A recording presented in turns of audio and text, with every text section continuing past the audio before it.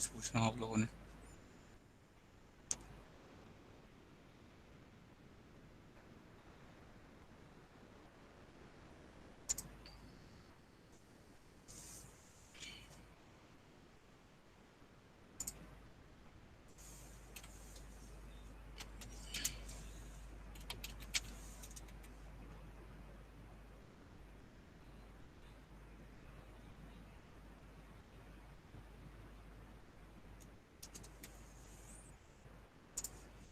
कोई प्रॉब्लम नहीं है।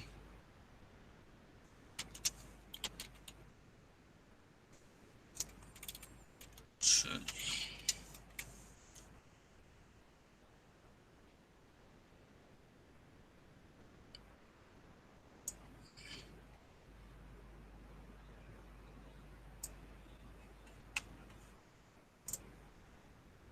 आप लोगों की स्क्रीन नज़र आ रही है?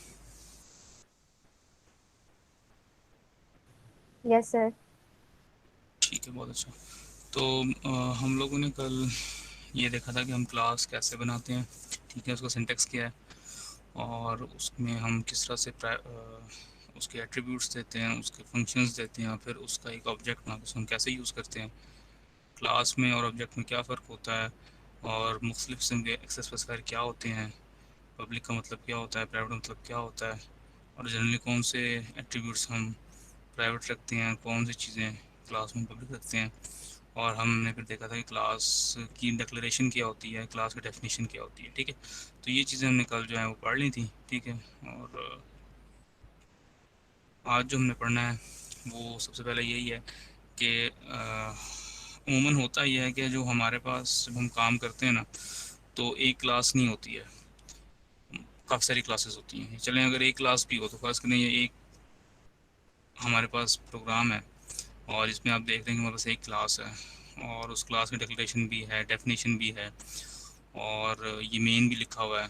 तो ये सॉर्ट ऑफ एक मिसमैनेज जो है ना वो चीज़ है, यानी कि सारी चीज़ें एक ही जगह मौजूद हैं, ठीक है।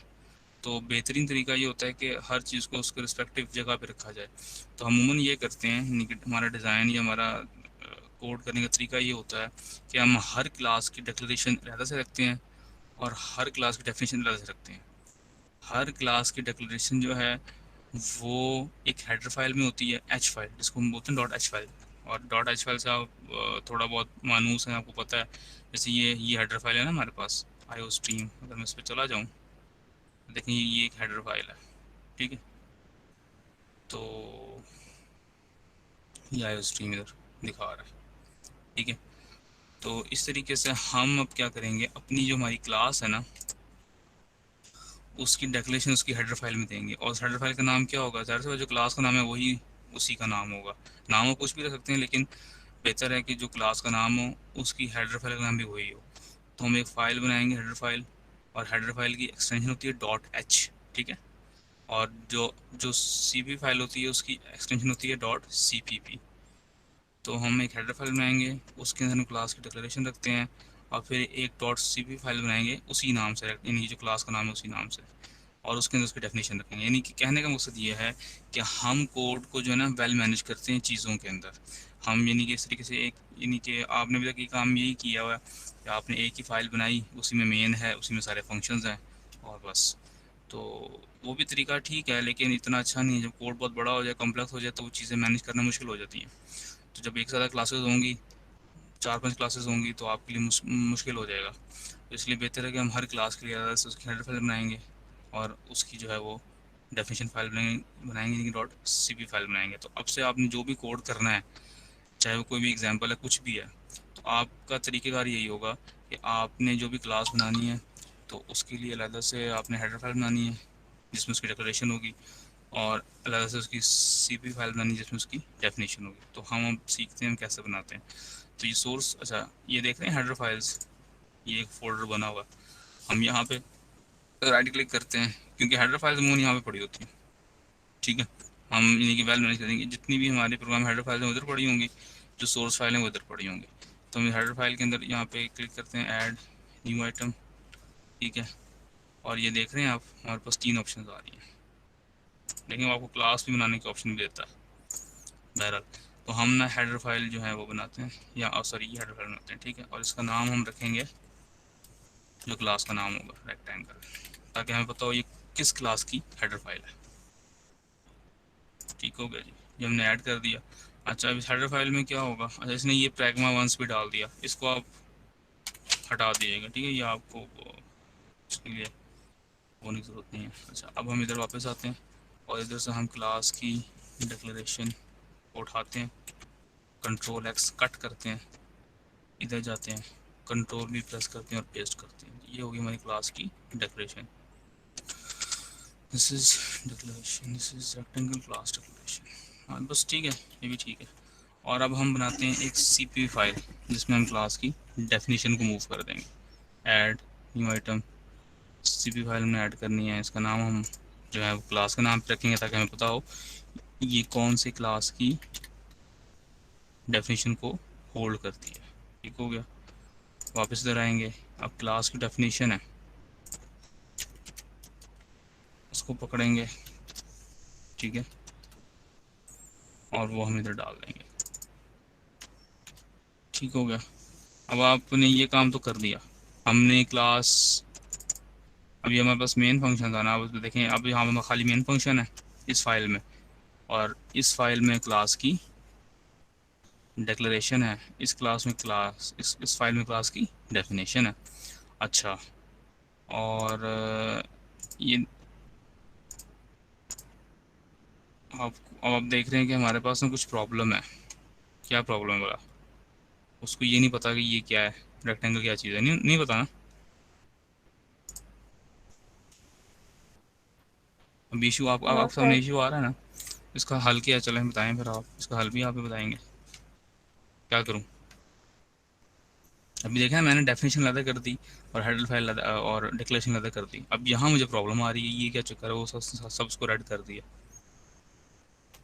क्या करना होगा मुझे बताएं, कोई बताए।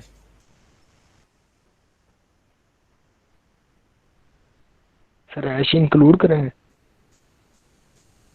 हैश इंक्लूड करेंगे, क्या करें हैश इंक्लूड। सर वो क्लास जो है।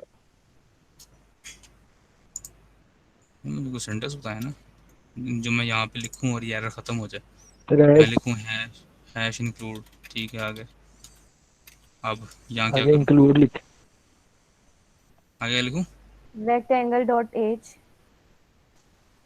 हाँ जी, रेक्टेंगल लिखें। हम इसको ऐसे देंगे, ये देख रहे हैं आप, ये आ गया मेरे पास, ठीक है।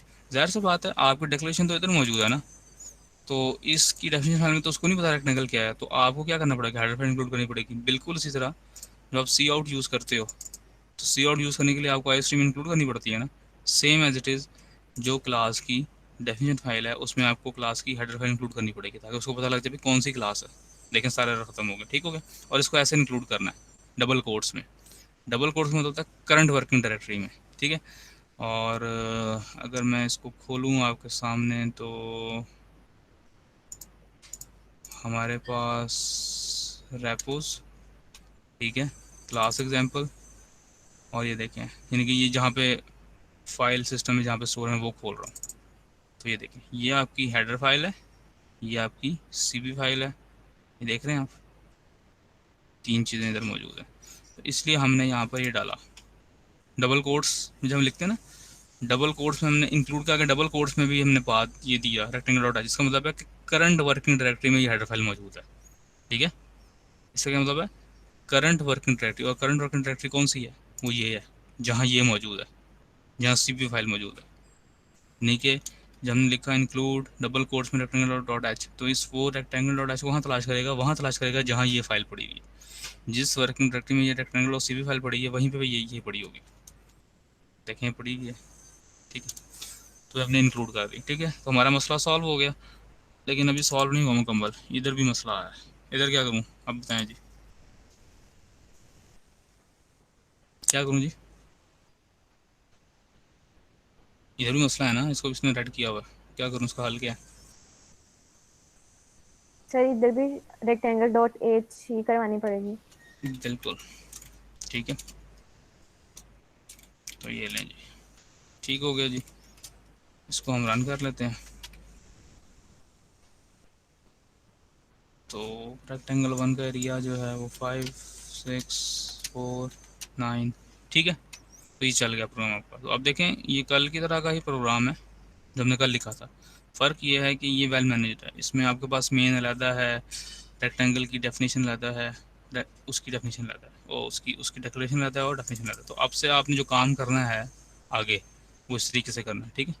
हमेशा जब भी क्लास बनाएंगे उसकी दो फाइल्स बनाएंगे आप, रेक्टेंगल डॉट एच और rectangle dot C P V file, ठीक है। दो आपने बनानी होंगी, ठीक है। अच्छा अच्छा, अब देखें अगर मैं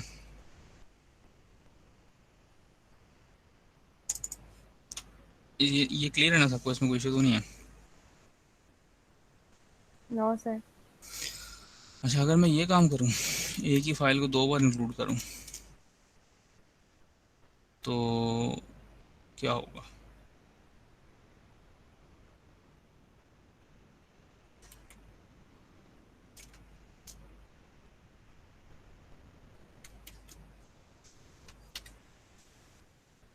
देखा, एक इशू आ गया हमारे पास। क्या आया?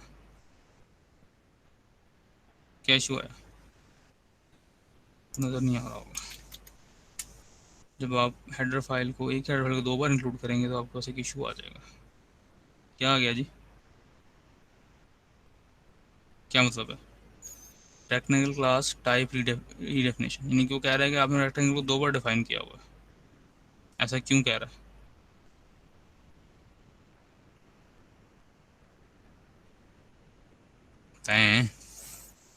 सर फिर उसको नहीं पता होगा कि कौन सी वाली जो है वो लेनी है, क्या मतलब जो मतलब? पहले वाली है।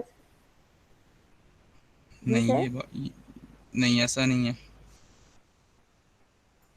कोई और बताना चाहे कि ये जो मैंने क्लास की हेडर फाइल दो बार इंक्लूड की, उसने मुझे एरर दे दिया कि भाई ये जो रेक्टेंगल क्लास है ना, इसको आप रीडिफाइन कर रहे हो। ऐसा क्यों किया?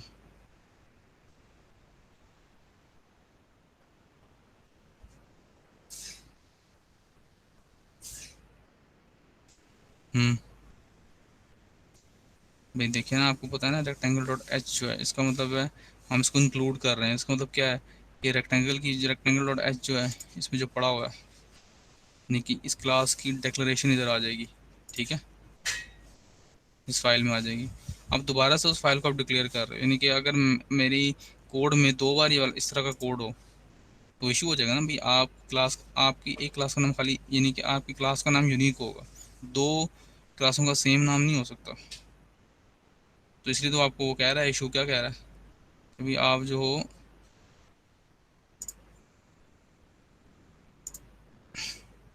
रेक्टेंगल को रीडिफाइन कर रहे हो, ठीक है। ठीक हो गया? आप दो बार इंक्लूड कर रहे हैं ना इसको, तो उसका मतलब है दो बार ये डिक्लेयर हो रही है यहाँ पे।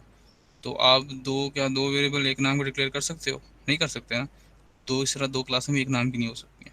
तो इसलिए वो कह रहा है कि आपने रेक्टेंगल को रीडिफाइन किया हुआ है। तो इस केसेस में, यानी कि ऐसे केसेस, यानी कि आपने अब इसको रेक्टेंगल की जो क्लास थी उसकी डेफिनेशन अलग कर दी, उसकी डिक्लेरेशन अलग कर दी, लेकिन अब इस केस में एक इशू आ सकता है। क्या? वो इशू ये आ सकता है कि भाई अगर आपकी क्लास जो है ना वो दो बार इंक्लूड हुई ना तो मसला हो जाएगा। अगर किसी बंदे ने यहाँ पे क्लास की हेडर फाइल को दो बार इंक्लूड कर लिया, या किसी भी पाथ से दो बार इंक्लूड हो गई है आपकी हेडर फाइल, तो वो इशू करेगी। इसका हल क्या है? इसका हल मैं आपको अब बताता हूँ कि इसका हल क्या है। ये देखिएगा, अब हम कुछ प्री प्रोसेसर डायरेक्टिव जो है ना पढ़ने जा रहे हैं, ठीक है। Pre processor directives. हमने अभी तक जो प्री प्रोसेसर डायरेक्टिव पढ़ा वो कौन सा पढ़ा था? वो मैंने पढ़ा था हैश इंक्लूड, ठीक है। अब हम एक नया पढ़ने जा रहे हैं, if and def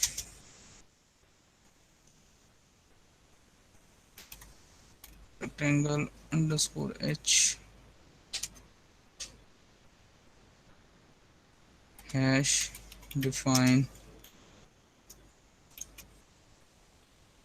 rectangle dot h।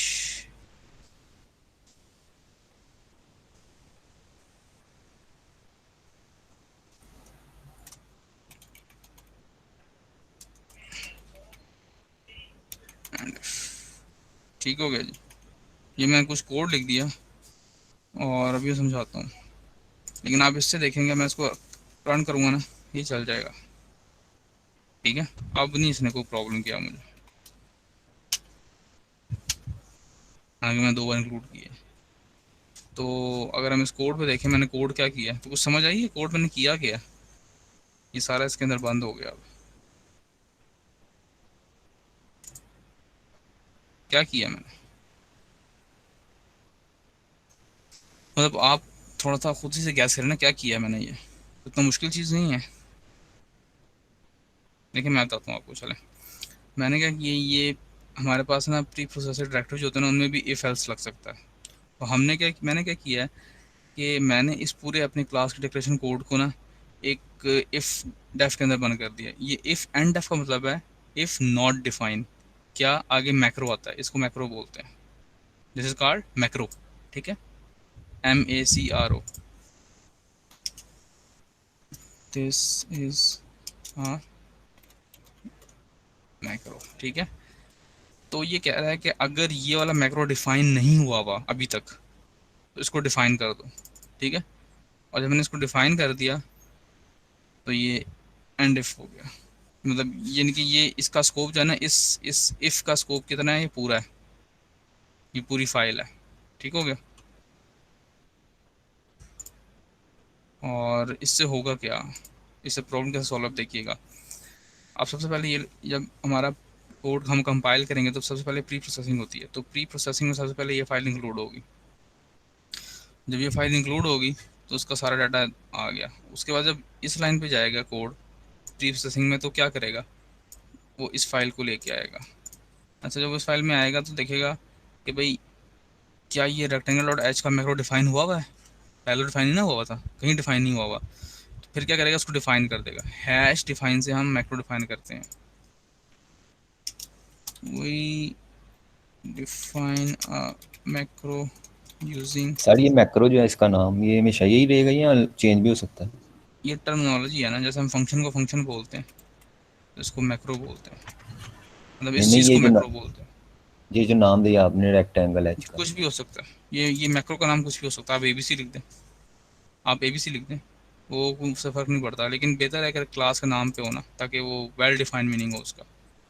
इसने मैक्रो अपर का केस नाम में कुछ भी लिखा हो हुआ है। सकता है, ये कन्वेंशन है। आप लोअर केस में लिख दें, लेकिन बेहतर है कि अपर केस में लिखें। जिस तरह हमने पढ़ा था ना कि जितने भी नेम कॉन्स्टेंट होते हैं उनको हम कैपिटल लेटर में, कैपिटल वर्ड्स में लिखते हैं, कैपिटल लेटर्स में लिखते हैं। इसी तरह जो मैक्रोज होते हैं उनको हम कैपिटल रखते हैं। ठीक है, ताकि पता लगे ये मैक्रो है, दैट इज़ वाई।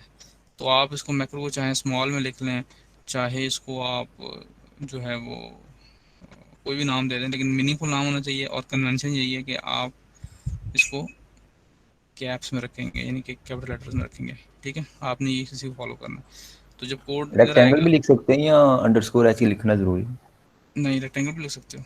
अंडरस्कोर इसका मतलब है कि रेक्टेंगल की हेडर फाइल है ये, इसलिए ओके सर। इस नाम से पता लग रहा है कि अच्छा ये ना, ये जो मैक्रो है ना, ये रेक्टेंगल क्लास में डिफाइन हुआ है, और अंडर क्लास का मतलब ये इसका हेडर फाइल है, वहाँ पर डिफाइन हुआ। तो ये इसलिए मैंने इसका लिखा है। आप जो मर्जी नाम रख लें, लेकिन नाम हमेशा वेल डिफाइन होना चाहिए। तो बेहतर है कि आप इसी इसी कन्वेंशन को फॉलो करें। अगर आपकी कोई और क्लास है, स्टूडेंट क्लास है, तो स्टूडेंट अंडरस्कोर एच लिख लें आप। ठीक है, तो इसका मतलब ये है कि वो देखेगा कि क्या ये मैक्रो डिफाइन हुआ है। जी नहीं हुआ पहले तो कहीं डिफाइन नहीं ना किया हमने। तो फिर लाइन नंबर 3 में आके उसको डिफाइन करेगा। किसी मैक्रो को डिफाइन करना हो तो हम ऐसे डिफाइन करते हैं। किसी मैक्रो को डिफाइन करना हो तो हम हैश डिफाइन के प्री प्रोसेसर से इसको डिफाइन करते हैं। बात सुन लीजिए, किसी मैक्रो को हमने डिफाइन करना हो तो हम हैश डिफाइन के जो प्री प्रोसेसर डायरेक्टिव है उससे डिफाइन करते हैं। तो लो जी, ये मैक्रो डिफाइन हो गया। अब उसके बाद ये कोड आ जाएगा सारा। तो ये सारा कोड किधर आ जाएगा, इधर आ जाएगा। ठीक है, अगली लाइन क्या है, यही है दोबारा से। तो अब दोबारा से इस फाइल में चला जाएगा। अच्छा, अभी दोबारा इस फाइल में जाएगा ना, तो देखिएगा ये वाली कंडीशन जो है इफ़ नॉट डिफाइन, क्या रेक्टेंगल डॉट डैश डिफाइन नहीं हुआ वो तो हो गया था पहले, पहले कर दी था हमने। तो अब ये सारी चीज़ दोबारा इंक्लूड नहीं होगी, ये कंडीशन फॉल्स हो जाएगी। तो जो कोड इसके अंदर आ रहा है वो देखें ख़त्म, कुछ भी नहीं होगा, कुछ भी इंक्लूड नहीं होगा। तो जिसकी वजह से क्या होगा कि उसने आपको एरर नहीं दिया कि आपकी क्लास रीडिफाइन हो रही है। तो याद रखें, रूल ऑफ थंब आपके लिए असूल क्या है, आपके लिए असूल ये है कि आपने जब भी क्लास बनानी है उसकी हेडर फाइल अलहदा, उसकी डेफिनेशन अलहदा, तो उसकी हेडर फाइल के अंदर आपने इस तरीके से डिफाइन करना है। ये 3 लाइनें जो है ना, हैश इफ एंड एफ, आगे मैक्रो का नाम, फिर डिफाइन करना है मैक्रो को, फिर एंड इफ उसके अंदर। तो आपने ये लाजमी करना है। क्यों करना, उसकी वजह मैंने आपको बता दी है, ताकि आपकी फाइल अगर कोई बंदा 2 बार भी इंक्लूड करता है तो आपकी डेफिनेशन खाली एक बार ही जाएगी, दोबारा आपकी डेफिनेशन खाली एक बार जाएगी, बार बार नहीं जाएगी। ठीक है, क्लियर हो गया? सर जी।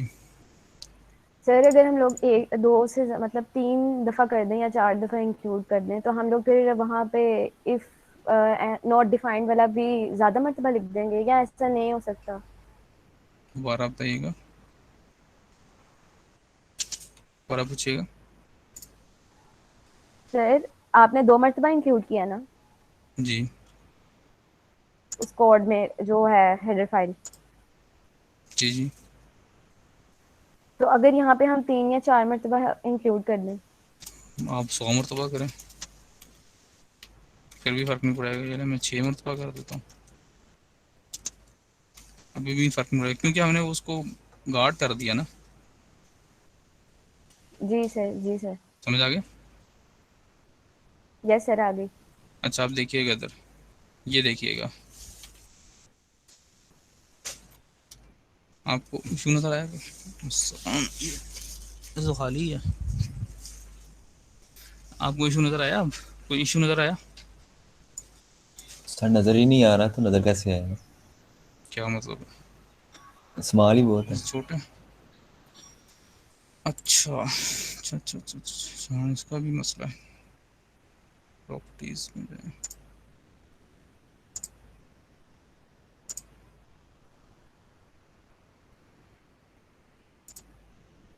वेदर हुआ कि और बड़ा करूं? कुछ बेहतर हुआ है। और बड़ा कर दिया जाए।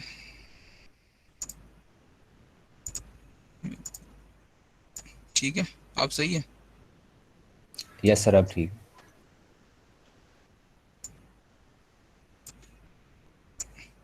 सबको नज़र आ रहा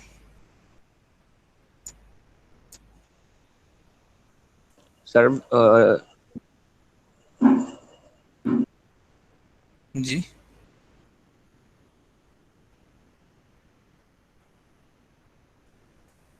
सबको नज़र आ रहा है, विजिबल है? Yes sir. अच्छा, अब आपको इशू नज़र आ गया? इशू क्या है?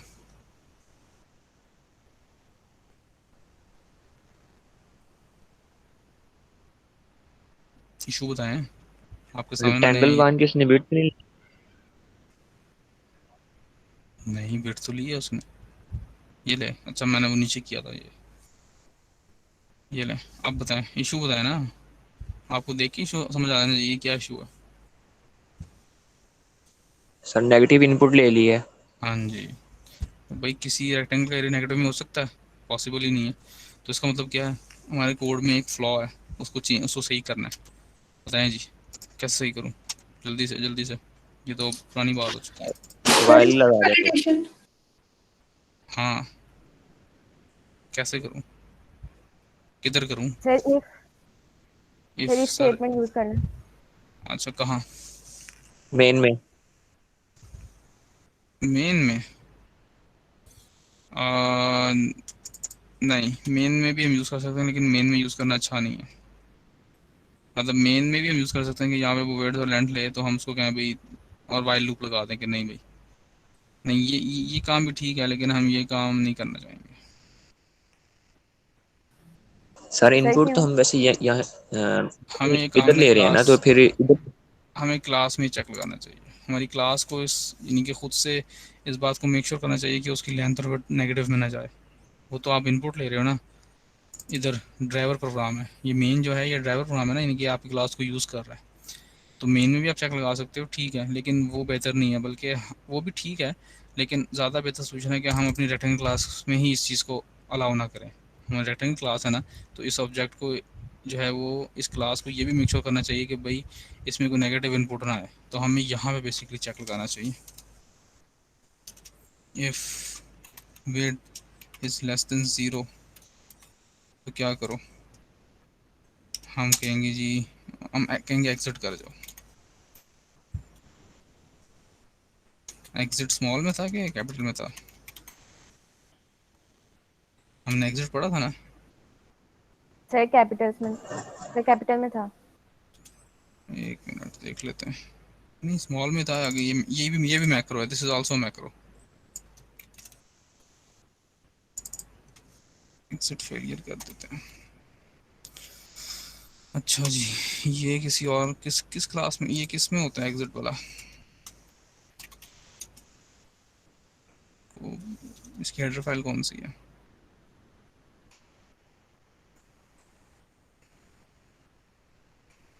आयोमैन आईपी होता है।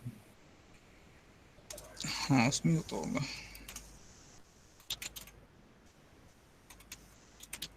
शायद। हाँ जी, ठीक है, शाबाश, ठीक हो गया। तो ये आप मेन में भी कर सकते हैं इनवैलिडेशन, वो भी ठीक है। लेकिन हम अपनी क्लास में एक कैपिटल डालेंगे कि अगर उसको कोई नेगेटिव चीज़ मिले तो आप एग्जिट कर दें। अभी ये बात सही नहीं है। अब हम इसको रन करेंगे तो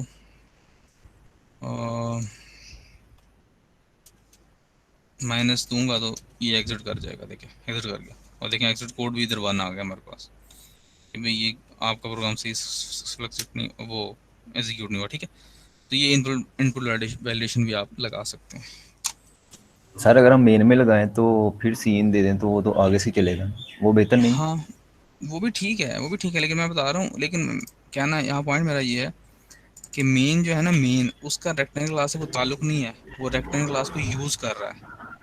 वो रेक्टेंगल क्लास को यूज़ कर रहा है। तुम्हारी रेक्टेंगल क्लास को इस काबिल होना चाहिए कि वो आप वही जो है उसमें कैपेबिलिटी होनी चाहिए कि वो चीज़ नेगेटिव ना ले। देखिए, आप रेक्टेंगल के ऑब्जेक्ट बना के उसमें नेगेटिव चीज़ सेट ना कर सकें, उसको वहीं पे हमें रोकना चाहिए। मेन रोकते कि नुकता, वो मेन का अपना काम है। देखा, मेन एक अलग चीज़ है, रेक्टेंगल अलग चीज़ है। दोनों मिलके कोलैबोरेट, देखे ना, मेन फंक्शन है, रेक्टेंगल क्लास है। अब हम रेक्टेंगल क्लास के थ्रू अपना प्रॉब्लम सॉल्व कर रहे हैं, ऑब्जेक्टिव ले मतलब हासिल कर रहे हैं। तो हमारा जो ऑब्जेक्ट है उसको इस काबिल होना चाहिए कि वो इस बात को मेक श्योर करे कि इसमें कोई नेगेटिव चीज़ ना जाए, पॉजिटिव चीज़ ही है। ठीक है ना, एरिया उसका पॉजिटिव ही हो। ठीक है, okay sir. Sir rectangle class में हम कोई लूप नहीं लगा सकते? कैसे? सर वो तो नहीं पता, वो तो मैं पूछ रही हूँ। नहीं, अच्छा, अगर आपका जनरल क्वेश्चन है कि लूप नहीं लगा सकते, लूप लगा सकते हैं बिल्कुल। लेकिन हर वो काम, फॉर लूप है, वाइल लूप है, कुछ भी जो आपने सीखा हुआ है वो सारा काम इधर इस फंक्शन में कर सकते हो। जो हमारे पास क्लास है उसमें क्या चीज़ें, दो चीज़ें हैं ना, उसके एट्रीब्यूट्स हैं, उसके फंक्शंस हैं। तो फंक्शन में वो तमाम काम जो पहले आपने सीखे हुए करने हैं वो आप इस एक फंक्शन में कर सकते हो, तो लूप भी सर लगा सकते हैं। फिर अगर हम एग्जिट की जगह पे वाइल लूप करें तो वो ज्यादा बेहतर नहीं होगा, क्योंकि उसमें वो दोबारा इनपुट लेगा, एग्जिट नहीं करेगा। अच्छा, याद रखें, इस फंक्शन, इस जो क्लास है ना, क्लास, इसके इस फंक्शन का नाम है सेट लेंथ। इसने लेंथ सेट करनी है, इसने यूजर से इनपुट नहीं लेनी। तो हर फंक्शन ने वही काम करना, हर फंक्शन को वही काम करना चाहिए जिसके लिए वो बनाया गया है। कोई एक्स्ट्रा काम उसके ज़िम्मे नहीं है। इस फंक्शन ने खाली लेंथ को सेट करना है। तो अगर आप इधर वाइल लूप लगाओगे, इसने यूजर से इनपुट नहीं लेनी। इसका काम यूजर से इनपुट लेना नहीं है, इसका काम है खाली आपने लेंथ को सेट करना है। ठीक है ना, तो इसलिए आप वाइल लूप लगाना यहाँ पे सही नहीं है। जी सर। सर क्या हम लोग अपने इस हवाले से प्रोग्राम को इस तरह डिज़ाइन नहीं कर सकते कि अगर हम लोगों ने वो एग्जिट कर देता है तो एग्जिट के बाद हमें वो दोबारा पूछ के और दोबारा पूछने के बाद एंड तक प्रोग्राम चला के दे? हाँ, बिल्कुल कर सकते हैं ऐसा। सर कैसे? आप इधर से आप इधर से एग्जिट ना करें, आप इधर से रिटर्न कर दें। बल्कि आप इधर से, बल्कि क्या करेंगे, आप सेट लेंथ है ना, ये कुछ रिटर्न भी तो नहीं करता। तो कैसे पता लगेगा कि जी आपने जो है वो, तो आप क्लास में नहीं कर सकते, अलबत्ता बाहर कर सकते हो, इधर मेन में कर सकते हो। इस मेन के अंदर आप लूप लगा सकते हो, जैसे आपने वैलिडेशन का लूप लगाया है कि लेंथ और वेट अगर नेगेटिव देता है तो इधर लूप लगा दो। तो जिस तरीके से आप पहले करते थे। लेकिन बस तब असल में ना, ये छोटा सा पॉइंट बयान करने का मकसद यहाँ पे ये था, सिर्फ ये सिंपल, कि हमारा जो क्लास है ना, क्लास, उसको भी मेक श्योर करना चाहिए कि उसमें ना कोई हम गलत डाटा ना ले रहे हो। यहाँ पे ये एग्जिट फेलियर करने का मकसद यहाँ पे यही है कि अगर आपने वेट सेट किया और वेट सेट करते हुए आप नेगेटिव दे दिया तो भाई वो फेलियर हो जाएगा। ठीक है, तो ये सिर्फ इसलिए है। बाकी जो आप लोग बता रहे हैं ना उसके सॉल्यूशन वो सही हैं, आप वो भी इम्प्लीमेंट कर सकते हो कि हम यहाँ पे जो है वो विड्थ और लेंथ ले रहे हैं, अगर नेगेटिव में है तो हम एक लूप लगा दें, और जब तक वो पॉजिटिव में नहीं रहता वो लूप चलता रहे, तो वो भी एक तरीका बिल्कुल सही है, कोई इशू नहीं है। लेकिन यहाँ बताना मैं चाह रहा हूँ कि हमारी ये क्लास है ना, इसको भी इस बात को मेक श्योर करना चाहिए कि अगर कोई उसमें नेगेटिव चीज़ डालेगा तो हम उसको एग्जिट कर लेंगे डायरेक्ट, ठीक है। क्योंकि ये क्लास लेवल पे ये चेक जो आप लगाओगे ये सारे मेन में होगा। अब अगर फर्ज करो कल को कोई तीसरा बंदा मेरी क्लास यूज़ करता है, कोई दूसरा बंदा यूज़ करता है, तो उसको भी ये चेक दोबारा से लगाना पड़ेगा। क्यों ना मैं अपनी क्लास में चेक लगा दूँ ये कि भाई अगर तुम नेगेटिव दोगे तो हम एग्जिट कर देंगे। बात समझ आ रही है? अब जो भी क्लास मेरी यूज़ करेगा तो वो अगर नेगेटिव देगा तो हमारा क्लास आगे काम नहीं करेगा, ठीक है ना, हमारी क्लास आगे काम नहीं करेगी, वो एग्जिट कर जाएगी। हमारी ये कैपेबिलिटी क्लास के अंदर आ गई है, तो इसको बोलते हैं री यूजेबिलिटी। बहरहाल कुछ क्लियर हो गया? बात क्लियर हुई? जी सर। अच्छा जी, तो ये 13.5 तो मैंने आपको करा दिया कि हम जो है वो अलग बना लेते हैं, ये इफ डिफाइन। और सर ये बता दे जरा कि हमने डिक्लेरेशन और डेफिनेशन को अलग क्यों किया और कैसे किया? देखिए हम ये भी कर सकते हैं, हम एग्जिट करने से पहले सी आउट कर दें इनवैलिड लेंथ है, ये भी कर सकते हो। हमने क्या पूछा आपने? क्लास की हमने डेफिनेशन और डिक्लेरेशन को अलग कैसे किया और क्यों किया? कैसे किया है? कैसे यस। करना तो आसान काम है ना, क्लास को डिक्लेयर ऐसे करते हैं। ये तो मैंने कल बताया था कि आपने किसी क्लास को डिक्लेयर करना है तो कैसे नहीं ये करते हैं तो वो पता ऐसे। चल गया, इनको अलग फंक्शन में कैसे लिखा है ना वो बता दें अलग अलग। राइट क्लिक करें, new item, header file create करें, हेडर फाइल क्रिएट हो जाएगी इधर, उसमें इधर आके कोड क्लास का जो हेडर है क्लास डिक्लेरेशन दे दें आप। क्लास डिक्लेरेशन देने में तो कोई प्रॉब्लम नहीं है ना, वो तो आपको पता है कैसे देते हैं। ठीक हो गया। और ये यस सर। क्लास की डेफिनेशन है, तो इस तरह से एक क्लास एक फाइल ऐड करें, add new item, CV file add करेंगे, ठीक है, वो ऐड हो गई है। और उसमें आके क्लास की डेफिनेशन दे दें, डेफिनेशन देना तो कोई मुश्किल काम नहीं है। आपको पता है क्लास के डेफिनेशन के अंदर हम क्लास के फंक्शन को डिफाइन कर रहे होते हैं बेसिकली। तो रिटर्न टाइप, क्लास का नाम, स्कोप, रेजोल्यूशन ऑपरेटर, और फिर आगे फंक्शन का नाम, उस फंक्शन की डेफिनेशन दे दो सारी। जी क्लास की डेफिनेशन है, वो डिक्लेरेशन है। और इसमें आपने जब आप डिक्लेयर करोगे क्लास को जिस फाइल में, उसमें आपने ये 3 लाइनें भी लिखनी है लाजमी, हैश शिफ्ट एफ। और इसको करने का मकसद ये है कि ताकि हमारा कोड वेल मैनेज्ड हो। ये देखें ना अब मुझे इस प्रोग्राम को देख के पता लग रहा है भाई हमारे पास रेक्टेंगल की क्लास है, ये उसकी हेडर फाइल है, इसकी डेफिनेशन है, ठीक है, और मीन हमारा ज़्यादा पड़ा हुआ है। तो ये वेल मैनेज कोड है, जिस तरह से मैंने आपको कहा था कि अपना आपने असाइनमेंट करनी है तो हर एक जो चैप्टर है उसके क्वेश्चन ज़्यादा ज़्यादा रखने, तो इस तरह से आपका कोड जो है वेल मैनेज हो जाता है। अगर आपकी क्लास में आपके प्रोग्राम में 10 क्लासें हैं, तो फिर अगर 10 क्लासों का कोड एक ही जगह पड़ा होगा फाइल में, तो बहुत मुश्किल होगा उसको मैनेज करना, उसको चेंज करना उसको। अब हमारे पास अलग अलग फाइलों में होगा, उसमें पता होगा अच्छा ये इस क्लास का कोड है, इस क्लास का कोड है, ठीक है। क्लीन सोल्यूशन है ना ये, बेटर सोल्यूशन है।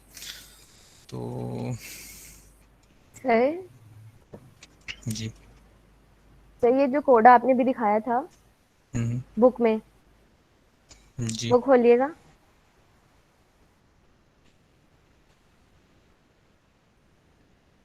जी।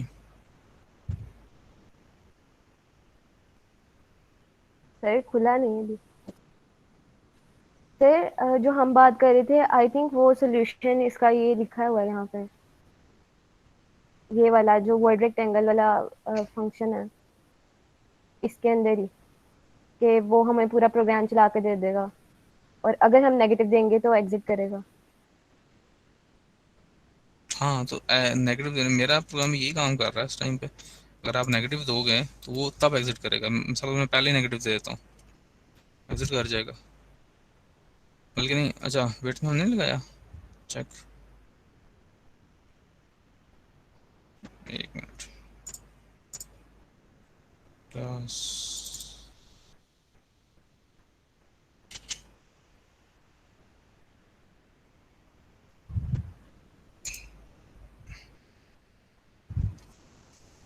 एक मिनट, अगर मैं -1 दूँ तो उसको उसने क्यों लिया ये मसला होगा। अच्छा पहले हम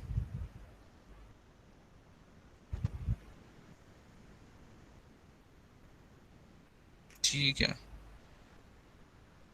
हम उल्टा काम कर रहे हैं। ठीक है ठीक है ठीक है, पहले हम दोनों इनपुट ले रहे हैं ना, बाद में हम सेट कर रहे हैं, इसलिए वो एग्जिट कर गया।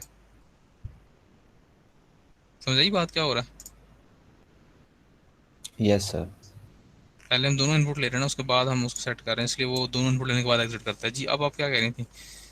तो मेरा भी यही काम करता है, अगर मिसाल के तौर पे अगर आप सही इनपुट देते हैं पॉजिटिव, तो पूरा प्रोग्राम चलेगा, कोई इशू नहीं आएगा। तो उसने जो इम्प्लीमेंटेशन की हुई है ना ये वाली, वो भी ऐसे ही है, बस ये है कि वो एक सी आउट एक्स्ट्रा लगा रहा है इधर, साथ उसको जो है बता भी देगा कि जी भाई सर। आपने इनवैलिड दिया। हाँ तो सही है।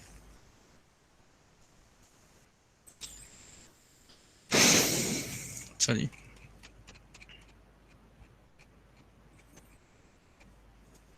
अच्छा बास का तो आप क्या कर सकते हो, आप ना हेडर फाइल बास फंक्शन आप देखेंगे हमारे, बल्कि इनफैक्ट तकरीबन सारे फंक्शन जो हैं वो एक लाइन की हैं सारे ना इधर, ये भी एक लाइन का, ये भी एक लाइन का, एक ये दो को लाइनों का हो गया। ठीक है, तो जो फंक्शन एक लाइन के है ना, जैसे ये और ये, तो इसको हम ना इनलाइन फंक्शन भी बना सकते हैं, इनलाइन फंक्शन भी बना सकते हैं। क्या मतलब कि जहाँ पे हम उसको डिक्लेयर कर रहे हैं ना, वहीं पे हम उसकी डेफिनेशन भी दे दें, यानी कि हम ऐसे कर देंगे।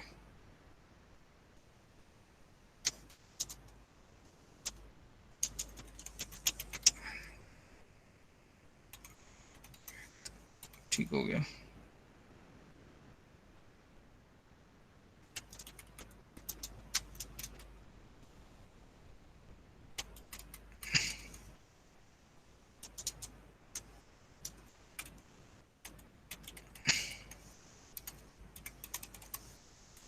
ठीक है, ये हम क्लास के डिक्लेरेशन में इन फंक्शन, इन दो फंक्शन डेफिनेशन दे रहे हैं, फिर हम यहाँ पे देने की ज़रूरत नहीं है, इसको यहाँ से निकाल देंगे।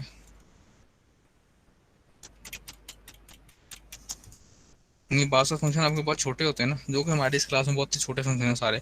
तो हमने क्या किया, जब आप इनको बताना मैं चाहता हूँ कि जब आप क्लास की डिक्लेरेशन के अंदर किसी फंक्शन की डेफिनेशन दे दें, ये क्लास डिक्लेयर कर रहे हो ना, ये क्लास डिक्लेयर हुई हुई है, इस क्लास के डिक्लेरेशन के अंदर अगर आप किसी फंक्शन की डेफिनेशन दे देते हैं, देखें इस क्लास के डिक्लेरेशन के अंदर दो फंक्शन ऐसे हैं, गेट विड्थ और गेट लेंथ, जिसकी डेफिनेशन मैंने इधर दे दी है, और बाकी तीन फंक्शन ऐसे हैं जिनकी डेफिनेशन नहीं दी है। तो ये दो फंक्शन जिनकी मैंने डेफिनेशन दे दी है, ये इनलाइन फंक्शन बन जाएंगे। क्या बन जाएंगे? Inline function. ठीक है, इसको हम क्या बोलते हैं? Inline function. तो अब गेट विड्थ और गेट लेंथ ये क्या बन गए? इनलाइन फंक्शन बन गए। ठीक है, तो दोबारा सुन लीजिए, अगर हम क्लास की डिक्लेरेशन के अंदर किसी फंक्शन की डेफिनेशन दे दें तो वो फंक्शन इनलाइन फंक्शन बन जाता है। और इनलाइन फंक्शन से होता क्या है, वो एक इंपॉर्टेंट चीज़ वो हम बताते हैं। अभी पहले इसको चला के दिखा देता हूँ आपको। ये चल गया।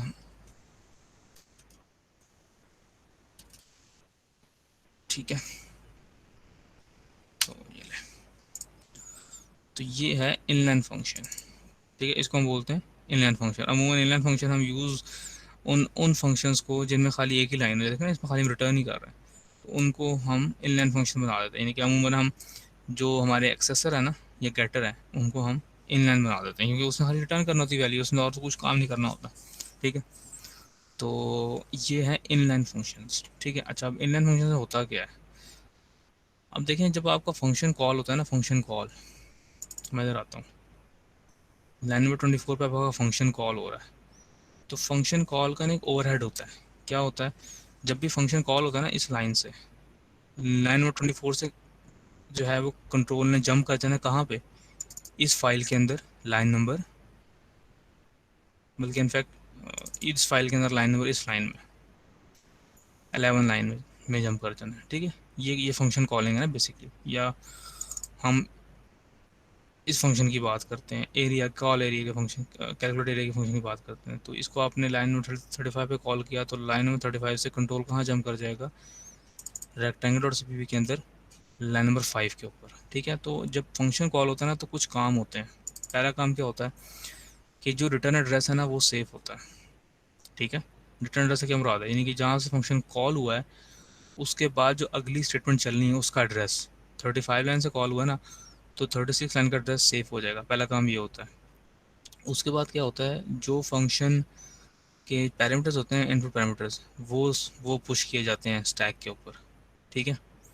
अभी तो यहाँ पे कोई इनपुट पैरामीटर नहीं है, तो ये जैसे इस फंक्शन के इनपुट पैरामीटर है तो ये स्टैक पे पुश किया जाता है, और फिर कंट्रोल वहाँ पे शिफ्ट होता है, तीसरा काम होता है, और फिर जो है ना वो कह लें कि आपका फंक्शन एग्जीक्यूट होना शुरू होता है, ठीक है। हम इस चीज़ को पढ़ते हैं, फिर मैं आपको समझाता हूँ एक सैम्पल से। ये 2 पैराग्राफ्स बड़े इंपॉर्टेंट हैं। A lot goes on behind the scene. Each time a function is called, her time जब फंक्शन कॉल होता है तो क्या होता है, a number of special items such as function return address in the program and the values argument are stored in the section of memory called stack. In addition, local variables are created and local variables reserved on the function or the function's return value. तो बल्कि मैं इस तरीके से आपको बयान करता हूँ तो आपको ज़्यादा समझ आएगा, ठीक है। जब फंक्शन कॉल होती है ना तो 3 काम होते हैं। पहला, रिटर्न एड्रेस सेव होता है, यानी कि जो जहाँ से फंक्शन कॉल हो रहा है उससे अगली लाइन का एड्रेस सेव होगा। दूसरे नंबर पे अगर कोई इसको पैरामीटर पास हो रहे हैं, आर्गुमेंट्स पास हो रहे हैं, तो आर्गुमेंट्स हैं वो पास होंगे।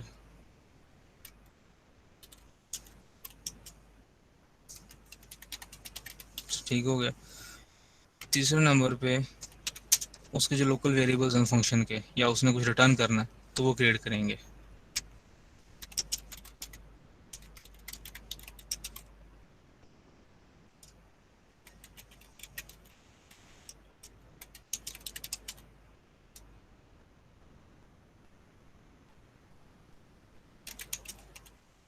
रिटर्न वैल्यू, ठीक है। तो ये 3 काम होते हैं अमूमन, वो इसने लिखे हुए हैं यहाँ पे कि a number of special items such as function return address, values of arguments, जो आपने आर्गुमेंट पास किए उनकी values are stored in section of memory called stack. In addition local variables are created. इसके अलावा एक और काम होता है, ठीक है। 2 काम तो मैंने बता दी ना आपको, ये रिटर्न एड्रेस सेव होता है, दूसरा उसको आर्गुमेंट्स पास होते हैं, पास बाय वैल्यू, यानी कि वो जो उसके आर्गुमेंट्स हैं वो उसके जो लोकल वेरिएबल्स हैं फंक्शन के उसमें स्टोर होते हैं, जिसको हम स्टैक बोलते हैं। वो मेमोरी ऐसी होती है जिस मेमोरी में वो स्टोर होते हैं उसको हम स्टैक बोलते हैं। इन एडिशन इसके अलावा एक तीसरा काम भी होता है, क्या, local variables are created and local and a location is reserve for function return value, ठीक है। तो ये 3 काम होते हैं। क्या बोला, रिटर्न एड्रेस सेव होता है, आर्गुमेंट आपने पास किए हैं वो पास होते हैं, ठीक है, उन कॉपी करने के वो पास होंगे, ठीक है। उसके बाद लोकल वेरिएबल क्रिएट होते हैं एंड रिटर्न वैल्यू जो है वो भी, अगर फंक्शन रिटर्न करता है कुछ तो वो भी जो है वो क्रिएट होगी और वो रिटर्न की जाएगी। तो ये कह लें ये काम होते हैं। इस काम को करने में ना टाइम लगता है। जाहिर सी बात, आप आपने फंक्शन कॉल किया तो ये 3 काम करने, 3 काम करने में टाइम लगेगा ना। हम ये कहते हैं सपोज ईच स्टेप, सर समझाने के लिए कह रहा हूँ, टेक्स 5 सेकेंड, समझाने के लिए सिर्फ एक स्टेप जो है 5 सेकेंड लेता है। या हम इस तरह कहते हैं, suppose CPU takes 5 seconds to perform each step, ठीक है। समझाने के लिए कि इससे होता क्या, इनलाइन फंक्शन का फ़ायदा क्या होगा, अभी इससे मैं वो समझाना चाह रहा हूँ। तो CPU फर्ज करें 5 सेकंड लेता है एक स्टेप को परफॉर्म करने के लिए, ठीक है। तो टोटल कितना बन गया जी अब, 15। Total steps in a function calling, sorry, total steps नहीं, total time taken by CPU to call a function is, हाँ जी, 15 सेकेंड्स, ठीक हो गया। तो एक फंक्शन कॉल में कितना टाइम लग रहा है, एक फंक्शन कॉल करने में कितना टाइम लग रहा है, 15। seconds. और अगर आप एक लूप में फंक्शन कॉल करें, if you call a function in loop having 10 iterations, कितना टाइम लगेगा, 150 seconds. then 150 seconds, तो आप देख रहे हैं कि बार बार फंक्शन जब कॉल करते हो ना तो सीपीयू को ओवरहेड करना पड़ता है, काम करना पड़ता है। या एक ही फंक्शन को बार बार कॉल कर रहे हो तो दोबारा बार बार वो तीन काम करता है, इनके 15 सेकंड बार बार लगाता है एक काम करने के लिए। तो अगर 10 बार कॉल कर रहे हो तो कितने लगेंगे, 150 सेकंड। तो ये ओवरहेड। इनलाइन फंक्शन से क्या होता है, जब आप किसी फंक्शन को इनलाइन बना देते हो ना, इनलाइन, तो उसका एक फ़ायदा होता है, क्या बोला, कंपाइलर क्या कहता है, कंपाइल टाइम पे जो है ना, इस फंक्शन जहाँ पे ये कॉल किया गया फंक्शन, जैसे ये गेट फिट का फंक्शन कहाँ हमने कॉल किया, ये हमने इधर कॉल किया है, गेट फिट का फंक्शन हमने कॉल किया कहीं, कॉल नहीं किया हमने, मजे की बात है। अच्छा, नहीं ना कॉल किया हमने। चलें बहरहाल, नो सर, इधर नहीं किया। चले हम कर लेते हैं अपने लिए ना, सिर्फ ऐसे ही, जस्ट फॉर, ताकि आपको समझ आ जाए। किया नहीं है, जरूरत नहीं पड़ी। तो गेट विड्थ का फंक्शन आप कॉल करते हो, तो इनलाइन फंक्शन पे क्या होता है कि जो फंक्शन इनलाइन होते हैं ना, तो कंपाइलर क्या करता है, कोड को कंपाइल करते हुए इस फंक्शन कॉल की जगह इस कोड को पेस्ट कर देगा। ठीक है, डायरेक्टली, यानी ये फंक्शन कॉल नहीं होगी बल्कि कंपाइल करते हुए वो कोड इधर आ जाएगा। तो जब कोड इधर आ जाएगा तो फंक्शन कॉल नहीं करना पड़ेगा। तो जो ओवरहेड है ना इतना बड़ा 15 सेकंड का, वो नहीं लगेगा। तो फर्स्ट करें, अब आपने फंक्शन कॉल किया, इनलाइन फंक्शन, ये तो आम फंक्शन है ना, if you call inline function, ओहो, in loop having 10 iterations, then कितने सेकंड लगेंगे बताएं जी। फर्ज करें इसमें कितनी इंस्ट्रक्शन है, एक है ना, तो इसको 1 सेकंड लगता है। फर्ज करें इस इंस्ट्रक्शन को एग्जीक्यूट होने का टाइम लगता है 1 सेकंड लगता है जी। कितने सेकंड लगेंगे, 10 seconds. 10 सेकेंड्स। तो आपने देखा इनलाइन फंक्शन से क्या होता है, क्या हुआ, डिफरेंस चेक किया आपने, सर हमारा टाइम कम कंज्यूम होगा। टाइम कम कंज्यूम होगा। टाइम से नहीं तो होगी। यही बात वो कह रहा है। हम इसको पढ़ लेते हैं, आपको समझ आ जाएगा। मैं इसको पढ़ता हूँ दोबारा से। A lot goes on behind the scene each time a function is called. A number of special items, such as the function's return address in the program and the values of arguments, are stored in a section of memory called stack. In addition, local variables are created and an allocation is reserved for function's return value. All this overhead, which sets the stage for a function call, takes precious CPU time. Although the time needed is milliseconds, यानी कि वो कह लो कि बहुत कम होता है। ठीक है, यानी कि मैंने आपको एग्जाम्पल देने के लिए 5 सेकंड बताया, बहुत कम होता है। It can add up if function is called many times in the loop. Although के फंक्शन को कॉल करने का टाइम बहुत मिनिमल होता है, लेकिन फिर भी अगर आप फंक्शन को लूप में कॉल कर रहे हो तो ये जो ओवरहेड है बहुत बढ़ जाता है। अब वो यहाँ पे उसकी बता रहा है कि इस इनलाइन फंक्शन की फायदे क्या है। Inline functions are compiled differently than other functions in the executable code. Inline functions aren't called in conventional sense. ठीक है, जिस तरह से फंक्शन कॉल होता है उस तरह से इनलाइन फंक्शन कॉल नहीं होते। In a process known as inline expansion, एक प्रोसेस होता है इसका नाम होता है inline expansion. The compiler replaces the call to an inline function with the code of function itself. In a process known as inline expansion, एक process है जिसको हम बोलते हैं इनलाइन एक्सपेंशन। तो कंपाइलर क्या करता है, replaces the call to an inline function, यानी कि आपने जहाँ पे इनलाइन फंक्शन को कॉल किया, इस कॉल की जगह क्या करेगा compiler compiler sir code replace, को हाँ जी, उसके कोड को रिप्लेस कर देगा। तो compiler replaces the call to an inline function with the code of the function itself. This means that overhead needed for a conventional function call isn't necessary for an inline function and can result in an improved performance. तो इससे आपकी क्या होती है, performance improved हो जाती है। Inline function से आपकी परफॉर्मेंस इम्प्रूव हो जाती है। Because inline function codes can appear multiple times in executable, however the size of program can increase. अलबत्ता जो साइज है ना वो इंक्रीज हो जाता है कोड का।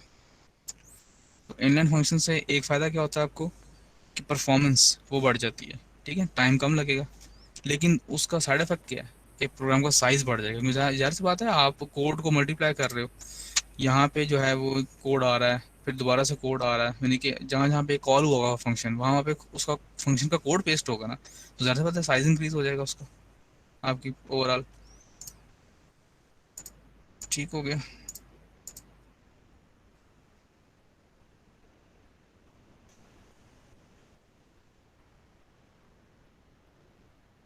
तो ये हमारे पास कुछ चेक पॉइंट क्वेश्चन है।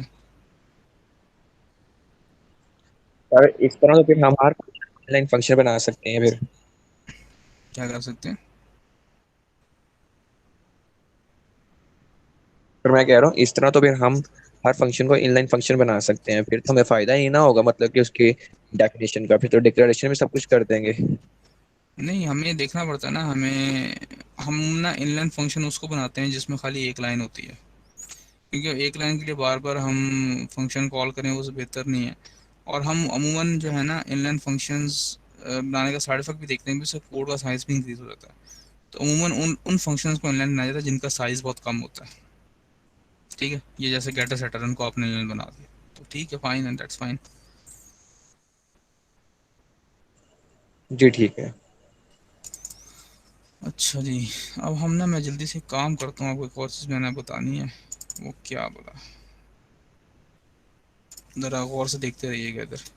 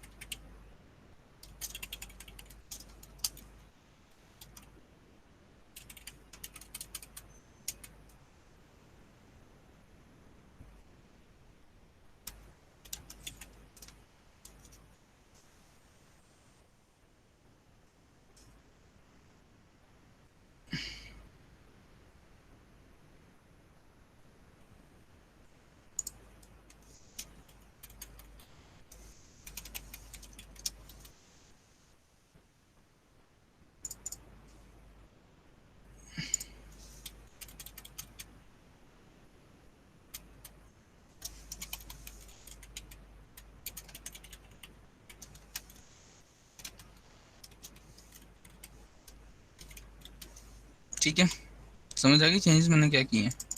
बस एक एरे का वेरिएबल इंक्लूड कराया, नया नया इंट्रोड्यूस कराया क्लास के अंदर। और इस फंक्शन की मैंने वाइड रिटर्न टाइप जो है वो वाइड कर दी है, क्योंकि अब हम इसमें एरिया कैलकुलेट करेंगे किस तरीके से, ऐसे लेंथ थ्रू टू मल्टीप्लाई करके एरिया में सेव करा देंगे। और ये जो है हमारे पास एक फंक्शन मैंने बना दी गेट एरिया का, जो हमें एरिया रिटर्न कर देगा। ठीक है, अब हम ना इस अपने मेन है इसको थोड़ा सा मॉडिफाई करते हैं।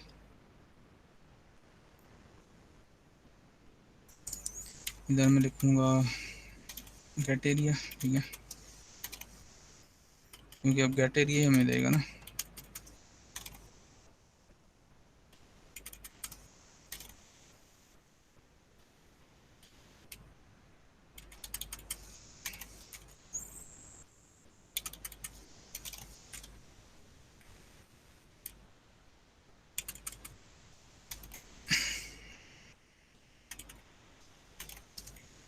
ठीक हो गया, मैंने कुछ चेंजेस किए। अच्छा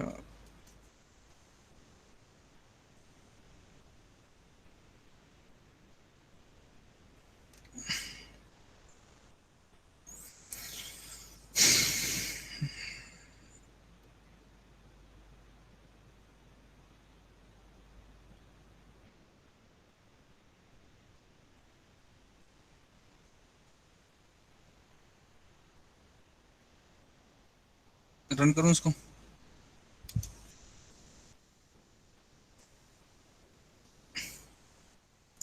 इसमें इशू है।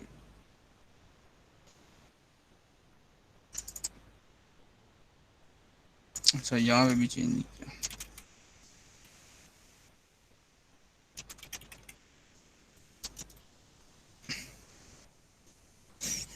ठीक है जी, 5 6 ये क्या हुआ?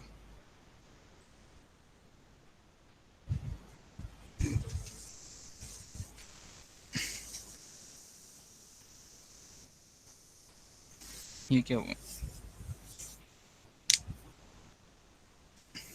समझ आई बात? सर आपने सर ये एरिया तो के लिए भी गार्बेज आ अपना गया। दे दिया। हम्म, क्या हुआ?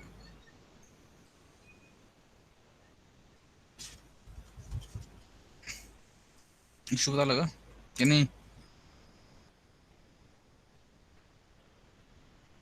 भाई मैंने एक क्या किया है, नया एरिया का वेरिएबल इंट्रोड्यूस किया और फंक्शन बना दिया, और जब मैंने इसको कॉल किया, गेट एरिया में एरिया देगा ना, तो ये क्या हुआ? ये तो मैं 5 दे रहा हूँ, लेंथ भी सेट की हुई है, विड्थ भी सेट की हुई है, लेकिन आंसर में सर बदल दिखा एरिया रहा है। एरिया किस तरह दे देगा? वो तो भी सिर्फ आपने गेट एरिया का मतलब है जो एरिया मिलेगा, तो एरिया के लिए हमें लेंथ और विड्थ को मल्टीप्लाई करना पड़ेगा। तो फिर क्या करूँ? ठीक है, सही कह रहे हो, क्या करूँ फिर? ये जो गेट आपने एरिया मतलब फंक्शन में, हाँ हाँ, इधर लेंथ और विड्थ को मल्टीप्लाई करते हैं ऊपर दूसरी फाइल में। किधर? नहीं, एक मिनट, एक लास्ट वाली ना सर, हेडर में करें, वो रेक्टेंगल डॉट एच में करें। क्या? जी सर, इधर आप क्या कहते हैं, लेंथ और वेट को मल्टीप्लाई करें, फिर रिटर्न एरिया करें, फिर आपको एरिया मिलेगा, और फिर दूसरे फंक्शन में उसे डिस्प्ले कर दीजिएगा आप।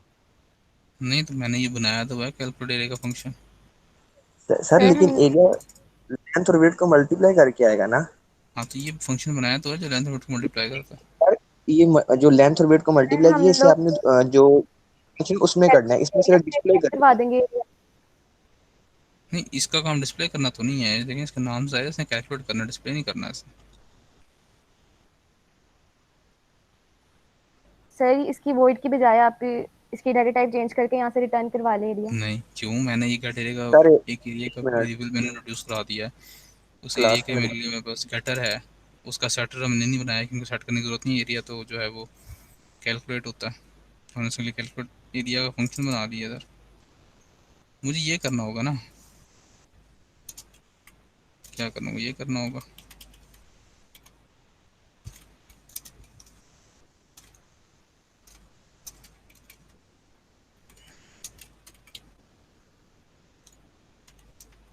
ठीक है, इसको रन करते हैं। ये क्या हुआ?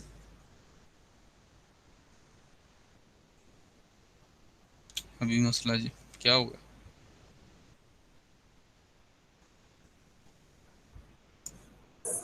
सर ये जो आपने अभी लिखा है ना, इसको सी आउट स्टेटमेंट से ऊपर लिखे। शाबाश,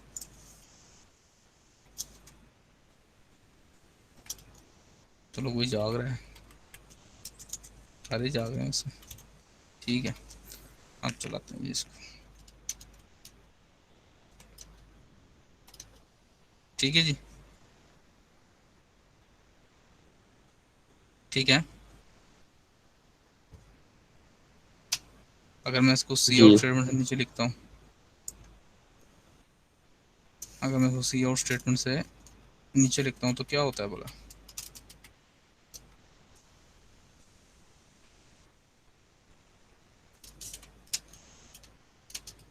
एरिया मेरे पास सही नहीं आता, लेकिन आप देख रहे हैं वो ये सही बताता है। ये एरिया ऑफ रेक्टेंगल 1 जो है ग्रेटर है एरिया 2 से, क्योंकि इसका 20 होगा ना एरिया, सॉरी 30 होगा और इसका 20 होगा, तो 10 लार्जर तो है। ये इस नीचे वाली चीज़ें सही बताई हैं, लेकिन एरिया नहीं सही बताया। ये आप देख रहे हैं इनकी। अब यहाँ पे एक मैं पॉइंट बताना चाहता हूँ आपको। आपने लेंथ और विड्थ दोनों की सेट कर दी, उसके बाद आपने एरिया डिस्प्ले किया। बेशक लेंथ और विड्थ तो सेट हुई हुई है, और जब आपने एरिया डिस्प्ले किया तो एरिया जो है वो गार्बेज आ रहा है इधर, क्योंकि आपने फंक्शन कॉल नहीं किया था। तो जब फंक्शन कॉल करेंगे तो उस टाइम पे क्या होगा, उस टाइम पे जो है वो एक्चुअल में सेट होगा एरिया, क्योंकि ये कैलोरी का फंक्शन क्या करता है, जाऊँ उसके क्या करता है, लेंथ और विड्थ को मल्टीप्लाई करता है फिर एरिया सेट करता है।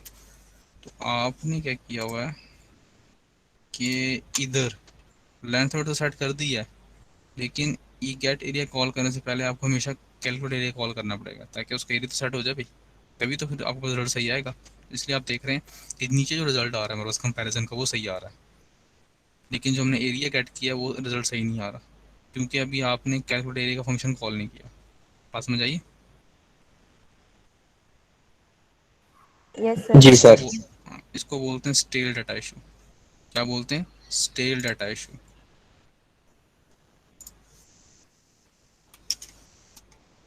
स्टेल डाटा इशू यानी कि आपके पास लेंथ और विड्थ तो पड़ी हुई है सही, लेकिन एरिया नहीं सही पड़ा हुआ। एरिया तो गार्बेज आ रहा है, देख रहे हो ना आप, इधर तक लाइन नंबर 33 तक दोनों ऑब्जेक्ट्स की लेंथ भी सेट है, विड्थ भी सेट है, लेकिन एरिया सही नहीं है। तो this is called stale data issue. भाई डाटा जो है वो स्टेल है, वो प्रॉपरली अपडेटेड नहीं है। ठीक है, तो असूल याद रखें। अब इम्पोर्टेंट बात, एरिया क्या है? कैलकुलेटेड फील्ड है, यानी कि एक एरिया एक ऐसी फील्ड है जिसको आप लेंथ और वेट को मल्टीप्लाई करके हासिल करते हैं। यानी कि कैलकुलेटेड फील्ड ऐसी फील्ड होती है जिसको हम क्लास की दूसरी फील्ड्स को मैनिपुलेट करके हासिल करते हैं। तो याद रखें, जो भी जितनी भी कैलकुलेटेड फील्ड होती हैं ना, उसके लिए हम क्लास का पैरामीटर नहीं बनाते। यानी कि हम जितनी भी कैलकुलेटेड फील्ड्स हैं उनको क्लास का एट्रीब्यूट नहीं बनाते, पैरामीटर नहीं, क्लास का एट्रीब्यूट नहीं बनाते। ठीक है, क्योंकि अगर हम कैलकुलेटेड फील्ड को क्लास का एट्रीब्यूट बनाएंगे तो हमारे प्रोग्राम में स्टेल डाटा आने के इश्यूज हैं, हो सकते हैं। ठीक है, तो जितनी भी कैलकुलेटेड फील्ड होती हैं उनको हम ऑन द फ्लाई कैलकुलेट करते हैं, रन टाइम पे कैलकुलेट कर रहे होते हैं। ठीक है, तो याद रखें, जितनी भी असूल की बात किया, असूल क्या कि जितनी भी हमारे पास कैलकुलेटेड फील्ड्स हैं उनको हम क्लास का एट्रीब्यूट नहीं बनाते, क्योंकि अगर हम उसको क्लास का एट्रीब्यूट बनाएंगे तो स्टेल डाटा का इशू आने का चांसेस है। ठीक है, जैसे आपके सामने एग्जांपल में अभी आपको नज़र आ रहा है।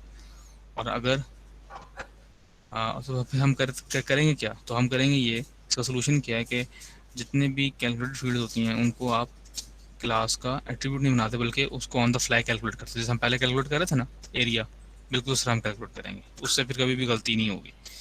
तो ये असूल है। तो अच्छा, और कैलकुलेटेड फील्ड्स क्या हो सकती हैं? जैसे एज है, एज भी कैलकुलेटेड फील्ड है ना। एज जो है, एज आप उसकी डेट ऑफ बर्थ ले लें तो एज कैलकुलेट कर सकते हैं किसी बंदे की।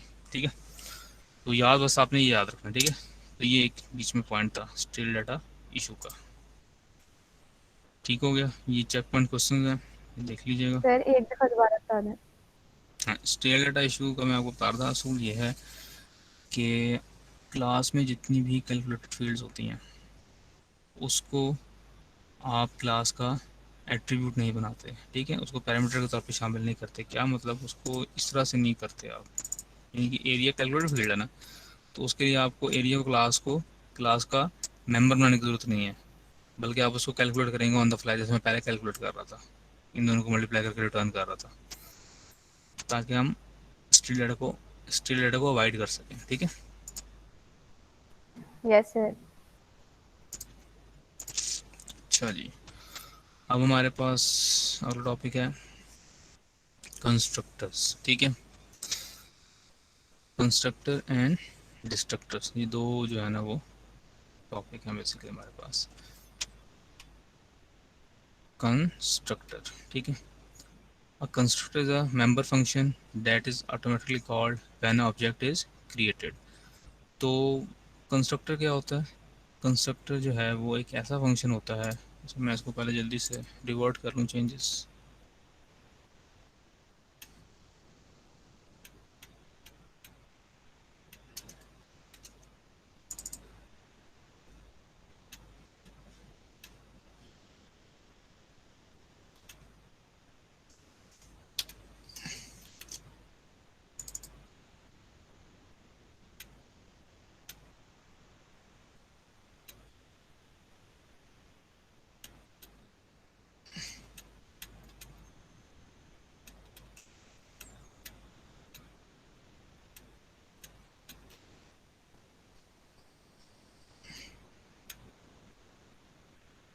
ठीक है जी, हम आ गए अपने पुराने, जल्दी से वेरीफाई कर लेते हैं। 4 5 6। हाँ जी, कंस्ट्रक्टर। कंस्ट्रक्टर क्या होता है? Constructor is a member function. ठीक है, क्लास का मेंबर फंक्शन होता है, और ये वो फंक्शन होता है कि ये ऑटोमेटिकली कॉल होता है जब आप क्लास का ऑब्जेक्ट क्रिएट करते हो। तो कंस्ट्रक्टर क्या होता है? एक ऐसा स्पेशल फंक्शन होता है क्लास का जो कि उस टाइम पे कॉल होता है जब आप क्लास को क्रिएट करते हो। उसको हम बोलते हैं कंस्ट्रक्टर। उसके नाम से जाहिर है क्लास के ऑब्जेक्ट को कंस्ट्रक्ट करता है। ठीक है, और जो कंस्ट्रक्टर होता है वो ऐसा स्पेशल फंक्शन होता है जिसकी रिटर्न टाइप कुछ नहीं होती। कंस्ट्रक्टर की रिटर्न टाइप कुछ नहीं होती, उसका नाम क्लास का नाम होता है दूसरा। ठीक है, और उसके पैरामीटर हो सकते हैं। दोबारा सुन लीजिए, कंस्ट्रक्टर एक स्पेशल फंक्शन है। ठीक है, क्लास का मेंबर फंक्शन होता है जो उस टाइम पे कॉल होता है जब आप क्लास को क्रिएट करते हो। ठीक है, इसकी 3 खसूसियात हैं। पहली चीज़ ये है कि कंस्ट्रक्टर का जो नाम है वो क्लास का नाम होगा। ठीक है, दूसरी चीज़, कंस्ट्रक्टर जो है वो कुछ रिटर्न नहीं करता, उसकी रिटर्न टाइप कुछ भी नहीं होती है, वाइड भी नहीं होती है, कुछ भी नहीं होती है। ठीक है, तीसरी चीज़, उसको आप कोई पैरामीटर पास कर सकते हो। नई कंस्ट्रक्टर को आप इनपुट पैरामीटर पास कर सकते हो या नहीं भी कर सकते, लेकिन कंस्ट्रक्टर से रिटर्न कुछ नहीं होता। तो कंस्ट्रक्टर जो है वो स्पेशल फंक्शन है जो उस टाइम पे कॉल होता है जब क्लास का ऑब्जेक्ट क्रिएट होता है। ठीक है, इसकी रिटर्न टाइप कुछ नहीं होती, इसका नाम क्लास का नाम होता है, और इसको आप इनपुट पैरामीटर पास कर सकते हो। चाहो तो कर दो, चाहो तो ना करो। तो आ जाए जी, अब हम कंस्ट्रक्टर बनाते हैं। इन इस डेफिनेशन को हमने पढ़ लिया ना। सबसे पहले हम कंस्ट्रक्टर को डिफाइन करते हैं इधर, मतलब डिक्लेयर करते हैं। जी, मैंने रेक्टेंगल क्लास के कंस्ट्रक्टर को डिक्लेयर करना है। ठीक है, ऐसा कंस्ट्रक्टर जो कि इनपुट पैरामीटर भी कुछ नहीं लेता। बताएं जी, कैसे करूं जी? कंस्ट्रक्टर की डेफिनेशन मैंने आपको बता दी ना, अब मुझे आप इस क्लास का कंस्ट्रक्टर लिखवा दें। शाबाश।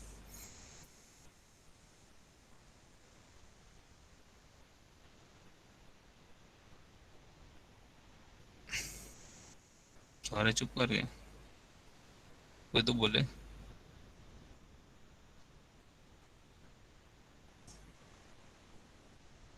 सारे सो तो नहीं गए?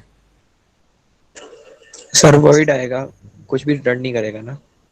मैंने कहा वाइड भी नहीं होती है, वाइड भी नहीं होती है।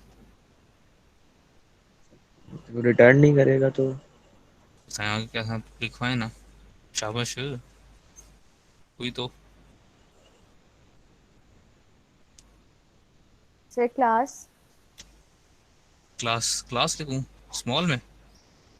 जी, अच्छा, आगे रेक्टेंगल। रेक्टेंगल है। ये किसने बोला? रेक्टेंगल है। आतिफ ने। हाँ जी, आतिफ ने बोला, सही बोला। हाँ जी भाई, क्लास का नाम होता है ना, फंक्शन है, कुछ पास नहीं हो रहा। लें जी, बल्कि इनफैक्ट हमने इधर डिक्लेयर करना है। ये ले, इतनी सी बात थी। ये क्लास का कंस्ट्रक्टर है। कंस्ट्रक्टर क्या होता है भाई? क्लास का नाम जो होता है, कंस्ट्रक्टर एक मेंबर फंक्शन होता है। ठीक है, तो ये मेंबर फंक्शन है, हाँ जी है। इसका नाम क्लास का नाम होता है, इसकी रिटर्न टाइप कुछ भी नहीं होती, वाइड भी नहीं होती, नथिंग। इनपुट मैटर उसको पास हो भी सकते हैं, नहीं भी हो सकते। ले जी, हाँ जी जी, ये तो मैंने कर दिया क्लास का कंस्ट्रक्टर डिक्लेयर। क्लियर है? देख लें ज़रा इसको, एक मिनट ज़रा गौर से देख लें। इसको कंस्ट्रक्टर बोलते हैं। ये एक स्पेशल फंक्शन है, ये उस टाइम पे कॉल होता है जब आपके क्लास का ऑब्जेक्ट सर क्रिएट होता है।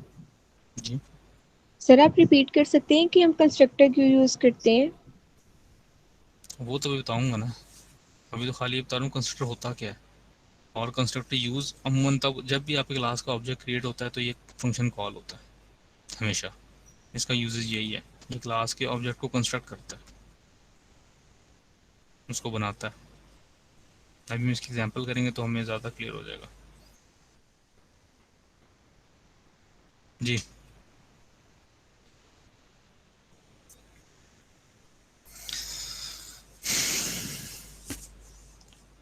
क्लियर है ना ये? ठीक है, आ जाए जी। अब इसकी डेफिनेशन दें जी। जी जी, कंस्ट्रक्टर की डेफिनेशन लिखवाएं मुझे। रेक्टेंगल, रेक्टेंगल, सर आगे आगे वो ये स्कोप नाम भूल गया, resolution, scope scope resolution resolution of. Operator, जी, देन अगेन रेक्टेंगल शाबाश। आगे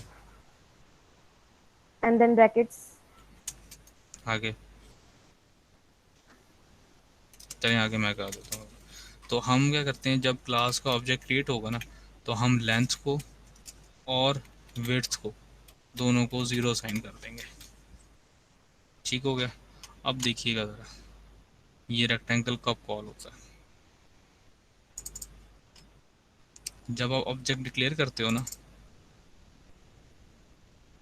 ये ऑब्जेक्ट डिक्लेयर कर रहे हो ना, तो इस टाइम पे कंस्ट्रक्टर कॉल होगा। Let's see.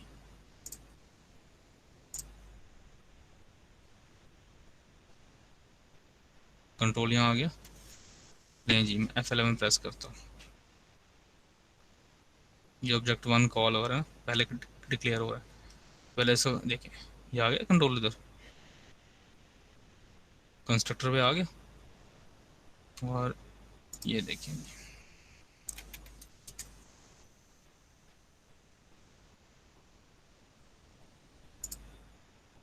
जिसमें गार्बेज पड़ा हुआ है ना, गार्बेज है। कंट्रोल इधर आया, F11 करते हैं, लेंथ और विड्थ 0 हो जाएगी। देखा आपने, ऑब्जेक्ट 1 जो है उसकी लेंथ और विड्थ 0 हो गई। अब मैं रिटर्न करता हूँ यहाँ से रिटर्न होगा फंक्शन। देखें, जब आपने ऑब्जेक्ट डिक्लेयर किया उस टाइम पे ऑब्जेक्ट का कंस्ट्रक्टर कॉल हुआ, और आप देख रहे हैं दोनों की वैल्यू 0 0 हो गई, क्योंकि मैंने कंस्ट्रक्टर में 0 0 रख दिया। अब क्या होगा, अब ऑब्जेक्ट 2 के लिए कॉल होगा दोबारा से कंस्ट्रक्टर। तो कंस्ट्रक्टर एक ऐसा स्पेशल फंक्शन होता है जो कि जब भी आप ऑब्जेक्ट को डिक्लेयर करते हो, यानी कि जब भी आपका ऑब्जेक्ट डिक्लेयर होगा, कंस्ट्रक्ट होगा, तो उस टाइम पे कॉल होगा। और जब ये कॉल हुआ, अभी ऑब्जेक्ट 2 के लिए कॉल हुआ, तो लें जी, देखा अब आपने, ऑब्जेक्ट 2 की वैल्यू भी 0 0 हो गई, ऑब्जेक्ट 1 की वैल्यू भी 0 0 हो गई। ठीक हो गया, ठीक हो गया। Yes sir. तो this is called constructor. Continue कर देते हैं और ख़त्म करते हैं। ठीक है, तो जब भी आप डिक्लेयर करोगे उस टाइम पे, चाहे आप इस लाइन पे आकर डिक्लेयर करो इधर, तो भी कॉल होगा। ठीक है, तो जब भी आप ऑब्जेक्ट डिक्लेयर करते हो तो क्लास का कंस्ट्रक्टर कॉल हो जाता है। और उसमें हम अमूमन क्लास के कंस्ट्रक्टर के अंदर जो है ना, इस किस्म के काम करते हैं। इनिशियलाइजेशन, यानी कि क्लास के कुछ वेरिएबल्स हैं जिनको आपने जो है वो इनिशलाइज करना है। जब आपका क्लास का ऑब्जेक्ट डिक्लेयर हो तो वो काम हम कंस्ट्रक्टर में करते हैं, यानी कि जो क्लास का इनिशियलाइजेशन स्टफ होता है वो हम क्लास के कंस्ट्रक्टर के अंदर करते हैं। क्लास का इनिशियलाइजेशन स्टफ वो हम क्लास के कंस्ट्रक्टर के अंदर करते हैं। ठीक है, और आपने बहुत अच्छी तरीके से पढ़ा है क्या? अच्छा, क्लास का जो कंस्ट्रक्टर है ना, उसका कोई पैरामीटर भी हो सकता है। क्या हो सकता है जी उसका कोई, यानी कि उसको कोई पैरामीटर भी पास कर सकते हो आप। ठीक है, ये देखें, इसने आपको यहाँ पे एक क्लास बना के दिखाई है। ठीक है, ये कंस्ट्रक्टर है उसका, और ये उसने एक सी आउट प्रिंट कर दिया, वेलकम टू कंस्ट्रक्टर। तो आप देखेंगे कि जब इसने मेन के अंदर क्या किया, ये तो क्लास है ना, ये मेन है, इसने ऑब्जेक्ट क्रिएट किया, तो वेलकम टू द कंस्ट्रक्टर, और ये डिस्प्ले हो गया। ठीक हो गया। और हमारे पास क्लास का जो सर आपकी स्क्रीन जी जी पॉज हो गई है, नजर मतलब फ्रीज हो गई है। सबके साथ ही प्रॉब्लम है। नहीं सही नजर आ रहा। नो वो सर। आप वो आपकी तरफ नेट का प्रॉब्लम होगा, जिनको प्रॉब्लम। अच्छा जी, लो जी, हम अब जो है ना वो आ जाते हैं। देखें, ये भी इसने कंस्ट्रक्टर लिखा है रेक्टेंगल का, जो मैंने लिख दिया आपको, 0 0 से इनिशियलाइज कर दिया। ठीक है। अच्छा जी, अब हम जो हैं वो इसको हम क्या बोलते हैं, डिफॉल्ट कंस्ट्रक्टर। दिस वो ऐसा कंस्ट्रक्टर जो कोई इनपुट पैरामीटर नहीं लेता, उसको हम क्या बोलते हैं, डिफॉल्ट कंस्ट्रक्टर। ठीक है। यानी कि जब भी आपका फंक्शन, जब भी आपका ऑब्जेक्ट डिक्लेयर होगा इधर, तो हमेशा क्या होता है, डिफ़ॉल्ट कंस्ट्रक्टर कॉल होता है। डिफ़ॉल्ट कंस्ट्रक्टर कॉल, अभी तो एक ही कंस्ट्रक्टर है आपकी क्लास में, तो वही डिफ़ॉल्ट है, ठीक है ना। आपकी क्लास में कितने कंस्ट्रक्टर हैं, एक ही कंस्ट्रक्टर है ना, तो ये डिफ़ॉल्ट कंस्ट्रक्टर ये कॉल होगा। ठीक है। अब हम क्या करते हैं, इस कंस्ट्रक्टर को पैरामीटराइज बना देते हैं। पैरामीटराइज का मतलब कैसे, यही कोई पैरामीटर भी लेता होगा, तो मैं इसमें 2 पैरामीटर इंट्रोड्यूस करा देता हूँ। ठीक हो गया। डेफिनेशन चेंज की, डेफिनेशन भी चेंज करते हैं, ज़ाहिर सी बात है। जब डेफिनेशन आपने चेंज कर दी, हम इसमें वेट लेते हैं और हम इसमें लेंथ लेते हैं, और हम कहते हैं length is equals to length, width is equals to. ठीक हो गया। और अगर इफ विड्थ लेस देन 0 या लेंथ लेस देन 0, तो हम कहते हैं जी, चलो हम थोड़ा अच्छा काम कर लेते हैं, कहते हैं इनवैलिड, हम ये कहते हैं नेगेटिव नॉट अलाउड। ठीक हो गया। बैकस्लैशन, इसको बंद करते हैं। अच्छा जी, और हम कहते हैं एग्जिट, और हम क्या कहते हैं, हाँ जी, हम कहते हैं exit failure, exit underscore failure. जिस आउट को उसने ये कर दिया, क्या करूँ, जल्दी बताएं। ये करूँगा तो स्ट्रीम, अभी भी ये कर रहा है, क्या करूँ, जल्दी से बताएं। अभी भी इसको कहता है ये,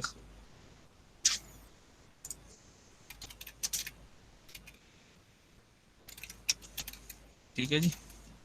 अब सी आउट भी तो कर रहे हो ना इस फाइल में आप, अब भी सही हो जाएगा, आप नेम से बताओगे। ठीक हो गया जी। अब क्या था, मैंने इस कंस्ट्रक्टर को पैरामीटराइज कंस्ट्रक्टर बना दिया, यानी कि अब ऐसा कंस्ट्रक्टर जो कि 2 पैरामीटर लेता है। अब आप जब भी क्लास का ऑब्जेक्ट क्रिएट करोगे, आपको उसको पैरामीटर पास करने पड़ेंगे। तो अब देखें क्या होगा, मैं इधर आता हूँ, ये देखें जी, एरर आ गया, एरर आ गया। क्यों भाई, ये जो ऑब्जेक्ट 1 है और ऑब्जेक्ट 2 है, ये जो हैं वो ऐसे क्रिएट नहीं हो सकते। यानी कि आपने जब इनको क्रिएट करना है, तो उसको, इसको क्रिएट करते वक्त आपको 2 पैरामीटर पास करने पड़ेंगे, ठीक है ना। क्योंकि कंस्ट्रक्टर एक ऐसा फंक्शन होता है जो उसको कॉल होता है जब आपका ऑब्जेक्ट कंस्ट्रक्ट हो, ठीक है। तो आपने यहाँ पे कंस्ट्रक्टर ऐसा लिखा है जिसको 2 पैरामीटर पास होते हैं, तो जाहिर सी बात है जब आप अपने ऑब्जेक्ट डिक्लेयर करोगे, तो उस टाइम पे आपको 2 पैरामीटर पास करने पड़ेंगे ताकि वो कंस्ट्रक्टर को पास हो जाए। तो हम लेंथ और विड्थ पास करेंगे, इसको हम 0 0 कर देते हैं, ठीक है। और चाहें तो चेंज कर दें, 5 और 9 रखते हैं, सब टू यू। तो ये इस तरीके से अब आप ऑब्जेक्ट डिक्लेयर करेंगे अपना, क्योंकि अब इससे कंस्ट्रक्टर 2 पैरामीटर पास होते हैं ना। इस तरह का आपने पहले भी किया था, याद है कुछ, इस तरह काम कुछ पहले किया था आपने, याद है फाइल हैंडलिंग में, अगर आपको याद हो। फाइल का जब आप इफ स्ट्रीम का ऑब्जेक्ट क्रिएट करते थे, इफ स्ट्रीम का ऑब्जेक्ट तो पास करते थे ना फाइल नेम, याद आया कुछ। फाइल हैंडलिंग के अंदर जब आप इफ स्ट्रीम का या ओएफ स्ट्रीम का ऑब्जेक्ट को क्रिएट करते थे तो उस टाइम पे कॉल करते थे ना, उस टाइम पे भी आप देख सकते थे ना फाइल का नाम उधर। ये भूल गए हैं? Yes sir. हाँ जी, तो वो बेसिकली कंस्ट्रक्टर ही होता है। तो वो आपने पढ़ लिया। तो अब हमारे पास क्लास में क्या है, पैरामीटराइज कंस्ट्रक्टर है, और ये इसका डिफ़ॉल्ट कंस्ट्रक्टर है। ठीक है, ये क्या है इसका डिफ़ॉल्ट कंस्ट्रक्टर। आपको जब भी इसका ऑब्जेक्ट क्रिएट करना है रेक्टेंगल का, आपको ये दो पैरामीटर पास करने पड़ेंगे, लेंथ और विड्थ। ठीक है, और वो सेट हो जाएंगे। ज़ाहिर सी बात है, अब मैं इसको चला के नहीं दिखा रहा, बिल्कुल चलें चला के दिखाई देता हूँ आपको। तो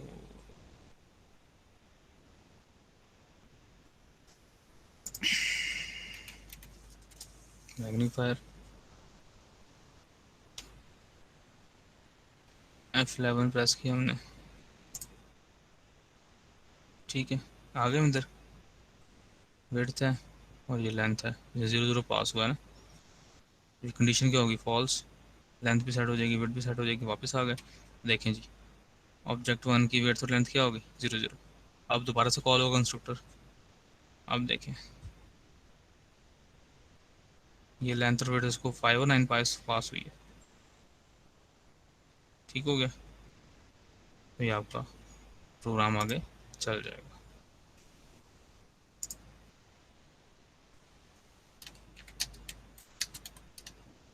ठीक है, तो this is called parameterize constructor. ठीक हो गया। अच्छा जी, तो क्या आपकी, अब अगला सवाल बताता है, क्या आपकी क्लास में एक से ज़्यादा कंस्ट्रक्टर हो सकते हैं? क्या आपकी क्लास में एक से ज़्यादा कंस्ट्रक्टर हो सकते हैं?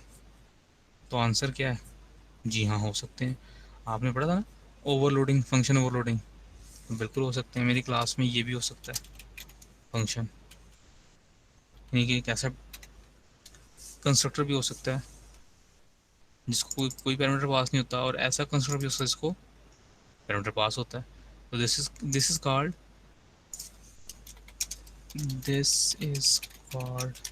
Parameterised constructor. ठीक है, दिस इज डिफॉल्ट। ठीक हो गया। और ये आपने फंक्शन, आपने क्या किया हुआ है, क्या उसको बोलते हैं, कंस्ट्रक्टर ओवरलोडिंग की हुई है। फंक्शन ओवरलोडिंग क्या होती है जी, फंक्शन ओवरलोडिंग क्या होती है, सेम नेम डिफरेंट पैरामीटर्स। तो कंस्ट्रक्टर ओवरलोडिंग क्या होगी, नाम तो उसका सेम ही होता है। तो ये देख लें, सेम नेम और डिफरेंट पैरामीटर्स है। तो ये कंस्ट्रक्टर डिफ़ॉल्ट है, ये है पैरामीटराइज्ड। चलिए हम डेफिनेशन भी, अब आपको डेफिनेशन भी देनी पड़ेगी इसकी, ज़ाहिर सी बात है, आपने बना दिया तो। Rectangle length is equals to width is equals to 0। ठीक हो गया। और अब हम इधर आते हैं, तो अब आप ये देखें OBJ3 ऐसे भी क्रिएट कर सकते हैं।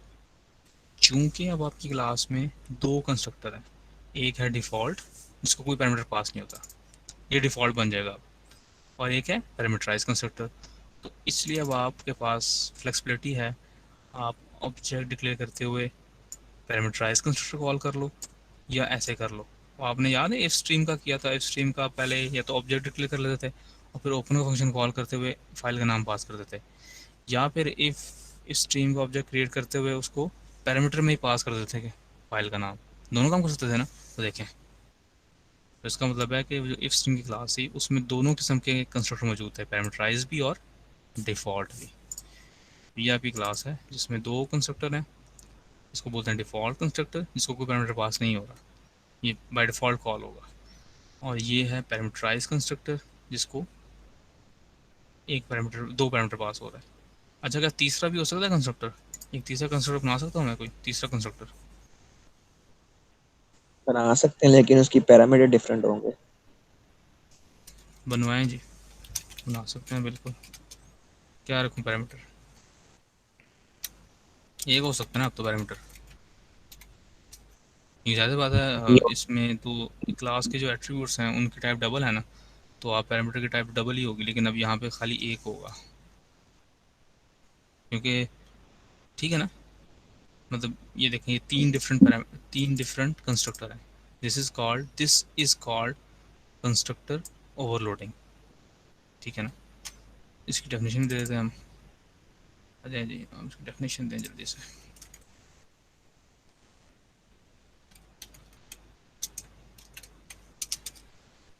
क्या डेफिनेशन दें, ये डेफिनेशन देते हैं सर एक क्वेश्चन है। जी। ये हाँ सर, अभी अभी आपने कहा कि ये कंस्ट्रक्टर अब डिक्लेयर होते हैं जब हम ऑब्जेक्ट क्रिएट करते हैं ना। तो अगर हम जी मतलब कि पैरामीटर कंस्ट्रक्टर दे दें तो सर फिर हम लेंथ और विड्थ देने की जरूरत तो नहीं होगी फिर, जिस तरह हम पहले करते थे हाँ हाँ उसमें हाँ हाँ हाँ फंक्शन हाँ फंक्शन के अंदर अगर हम पहले वैल्यूज दे दें तो हाँ अगर लेंथ की दे दें तो फिर बाद में हम नहीं देनी पड़ती थी वैल्यू। इस तरह हाँ। अभी इधर भी होगा ना, जिसमें आपने ऑब्जेक्ट में 5 और 9 रखा है हम्म। तो फिर दोबारा वैल्यू देंगे तो वो ओवर राइट हो जाएगी। हाँ जी बिल्कुल बिल्कुल बिल्कुल सही कहा आपने, सही है। देखें ऑब्जेक्ट 3 और obj4 और लें जी इसको मैं क्या पास करता हूँ 6। तो देखा आपने हमारे पास इस क्लास में तीन कंस्ट्रक्टर्स हैं। एक डिफ़ॉल्ट जिसको कोई पैरामीटर पास नहीं होता, एक ऐसा जिसको दो पैरामीटर पास होते हैं, और एक ऐसा जिसको एक होता है। और आप अपने ऑब्जेक्ट को क्रिएट करते हुए तीनों तरीक़ों से ऑब्जेक्ट क्रिएट कर सकते हो। इस केस में लेंथ और जीरो जीरो सेट होगी, इस केस में 5 9 सेट होगी, इस केस में भी जीरो जीरो होगी, इस केस में दोनों की लेंथ और वेट क्या होगी 6 और 6। ठीक हो गया। तो this is called constructor. Constructor एक स्पेशल फंक्शन होता है, मेंबर फंक्शन होता है क्लास का, और ये उस वक्त कॉल होता है जब क्लास का ऑब्जेक्ट क्रिएट होता है। कंस्ट्रक्टर की रिटर्न टाइप कुछ नहीं होती, वाइड भी नहीं होती, और कंस्ट्रक्टर को पैरामीटर पास हो भी सकते हैं और कोई पैरामीटर पास नहीं भी हो सकते। ठीक है, तो ये आपने देख लिया। और कंस्ट्रक्टर ओवरलोडिंग क्या होती है वो भी मैंने आपको बता दिया कि कंस्ट्रक्टर ओवरलोडिंग क्या होती है, करके दिखा दिया। क्लियर है? जो लास्ट में आपने ऑब्जेक्ट को डिक्लेयर किया है ना, तो उसमें आपने 6 दिया है हम्म। तो सर वो उसकी लेंथ की वैल्यू नहीं होगी, विड्थ की तो नहीं ना, उससे लेंथ की वैल्यू होगी। नहीं, दोनों को मैंने वैल्यू से इनिशियलाइज कर दिया, दोनों को सेम कर दे वैल्यू। वेट्स और लेंथ की ठीक वैल्यू ठीक। दोनों को सेम कर दी मैंने।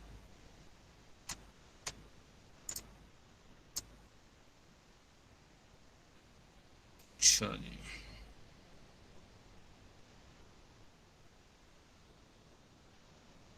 हाँ जी, अच्छा इसने ये चीज़ भी डिस्कस की है यहाँ पे।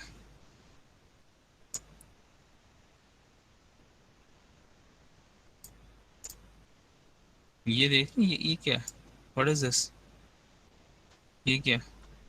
कुछ सर ऑब्जेक्ट को डायनामिकली एलोकेट कर रहे हैं। वो ये नहीं पढ़ना आपने, आप जो मैंने हाईलाइट किया ये पढ़ के बताएं ये क्या है, व्हाट इज दिस। पॉइंटर है। हाँ शाबाश भाई। आपका पॉइंटर इंटीजर टाइप का हो सकता है, डबल टाइप का हो सकता है, करेक्ट टाइप का भी हो सकता है, तो फिर रेक्टेंगल टाइप का भी तो हो सकता है पॉइंटर, यानी कि एक ऐसा पॉइंटर जो कि रेक्टेंगल के ऑब्जेक्ट को पॉइंट करेगा। ठीक है, ये रेक्ट पीटीआर एक ऐसा पॉइंटर है जो कि रेक्टेंगल के ऑब्जेक्ट को पॉइंट कर सकता है, यानी कि रेक्टेंगल के ऑब्जेक्ट का एड्रेस स्टोर कर सकता है।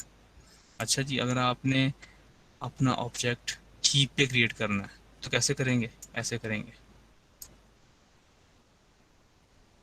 तो अब देखें, चलिए भी इसने इधर बयान कर दिया तो मैं भी बयान कर देता हूँ।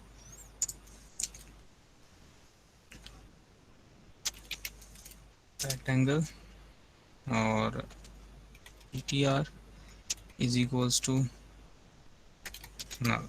ठीक है, P T R is equals to new rectangle.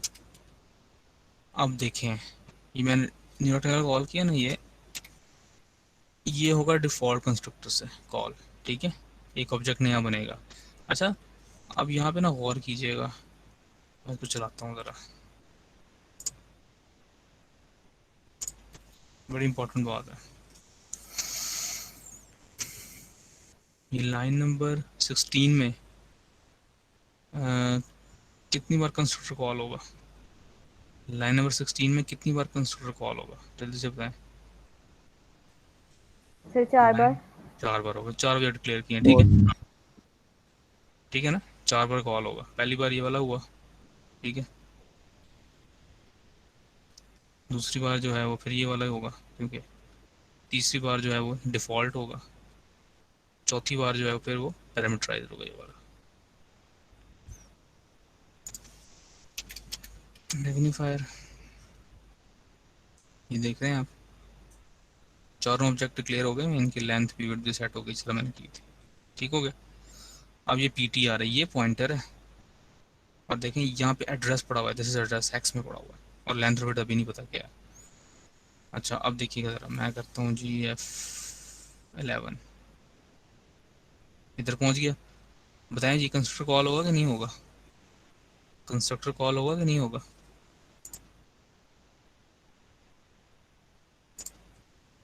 Line number 18 पर कंस्ट्रक्टर कॉल होगा कि नहीं होगा?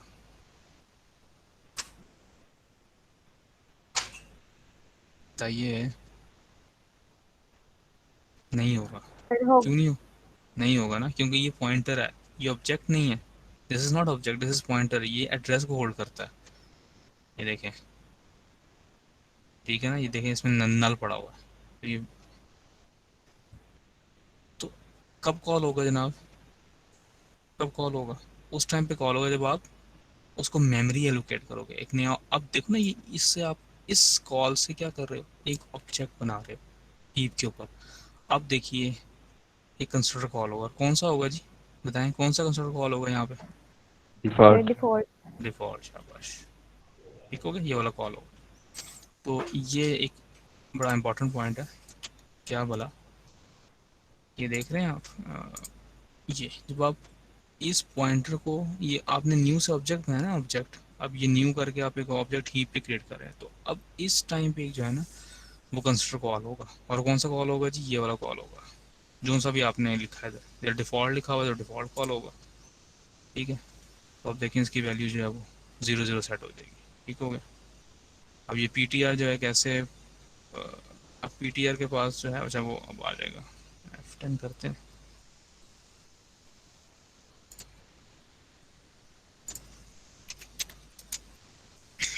ये देखें, ये PTR है, इसमें ये PTR है, ठीक है, इसमें ये एड्रेस पड़ा हुआ है, और इस एड्रेस पे जो ऑब्जेक्ट पड़ा हुआ है उसमें 0 0 इनिशियलाइजर, ठीक है, हीप पे ऑब्जेक्ट क्रिएट हुआ है। तो ज़ाहिर सी बात है, अगर आपने हीप पे ऑब्जेक्ट बनाया है तो क्या करना है उसको, क्या करना है जी? डिलीट भी कर। डिलीट हाँ, भी करना है। कैसे करेंगे? साथ में डिलीट भी कर देता हूँ। PTR, ठीक है ना, एक सिंगल ऑब्जेक्ट बनाया ना, तो PTR इज इक्वल्स टू, हाँ ठीक है ना, ये तो आपको पता ही है, तो पुरानी बात है। तो यहाँ पे ये बात, अच्छा और अब कौन सा होगा कंस्ट्रक्टर कॉल? ये वाला, ये वाला होगा ना, ठीक है। और जब ये करोगे तो फिर कौन सा होगा, जिसको 2 पैरामीटर पास होते हैं, ठीक हो गया। समझ आई बात कि नहीं आई? आ गई है सर। शाबाश, ठीक है, ये सारा उसने ये एक्सप्लेन किया हुआ, सारा मैंने आपको कर दिया हुआ। सर पीटीआर के अंदर एड्रेस किस चीज का जाएगा? ये ऑब्जेक्ट जो हीप पे क्रिएट होगा ना, उसका एड्रेस जाएगा यहाँ पे। जहाँ पे भी हीप पे इसको मेमोरी लोकेट होगी ना, आपको पता ना कि जो डायनामिक मेमोरी लोकेशन होती है वो हीप के ऊपर होती है। तो जो हीप है वहाँ पे जहाँ पे भी ये क्रिएट होगा उसका एड्रेस इस PTR में आ जाएगा।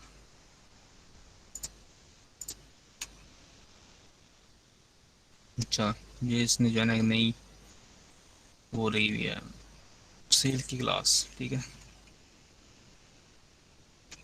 Well not a very different thing, आसान सी जो है चीज़ है। तो ये क्या है बोला? हाँ जी, कुछ याद आया?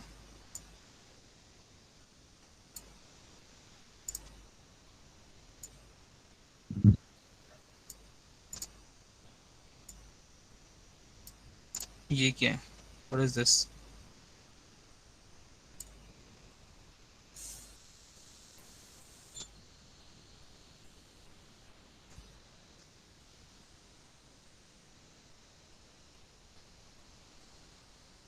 हाँ जी बताएं।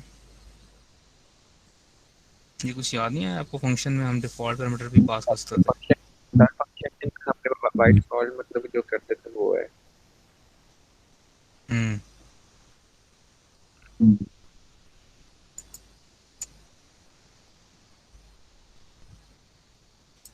नहीं, मैं आपको इधर करके दिखाऊं कि ये ऐसे है।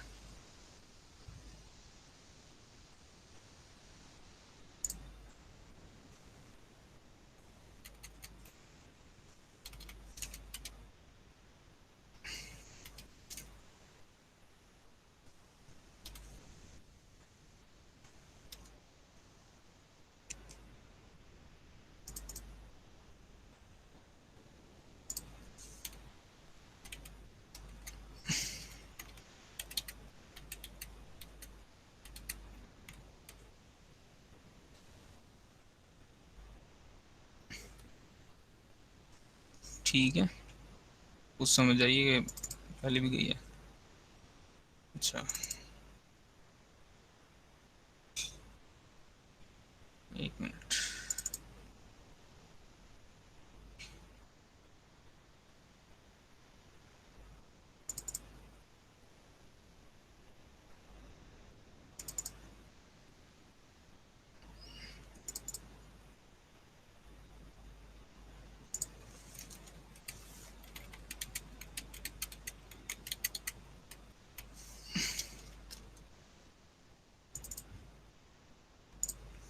ये देखें जी, ये एक कंस्ट्रक्टर है हमारे पास, एक ही, और पैरामीटराइज्ड भी है और डिफ़ॉल्ट वैल्यूज भी उसको सेट हो जाती हैं।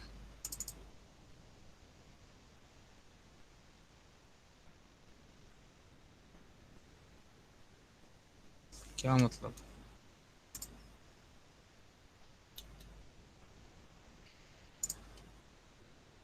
हाँ जी, गुप्तास होता है, क्या हो गया?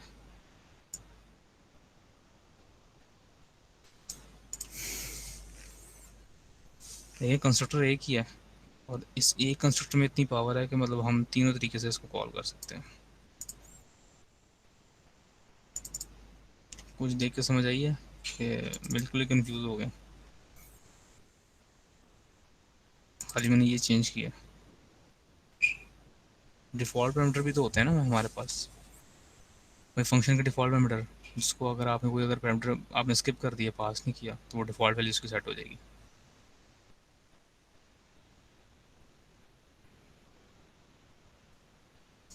नहीं समझ आ रही आपको? बताएं, मैं बताता हूँ अभी आपको। नो सर, नहीं समझ आया। तो फिर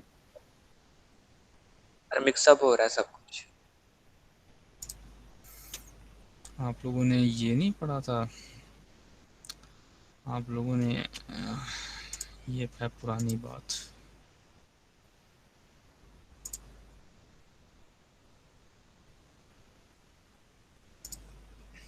डिफ़ॉल्ट आर्गुमेंट्स,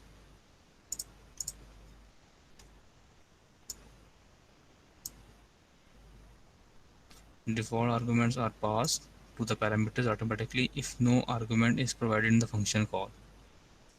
ये देखें जी, ये आपने ये टॉपिक आपने पढ़ा है कि नहीं पढ़ा हुआ?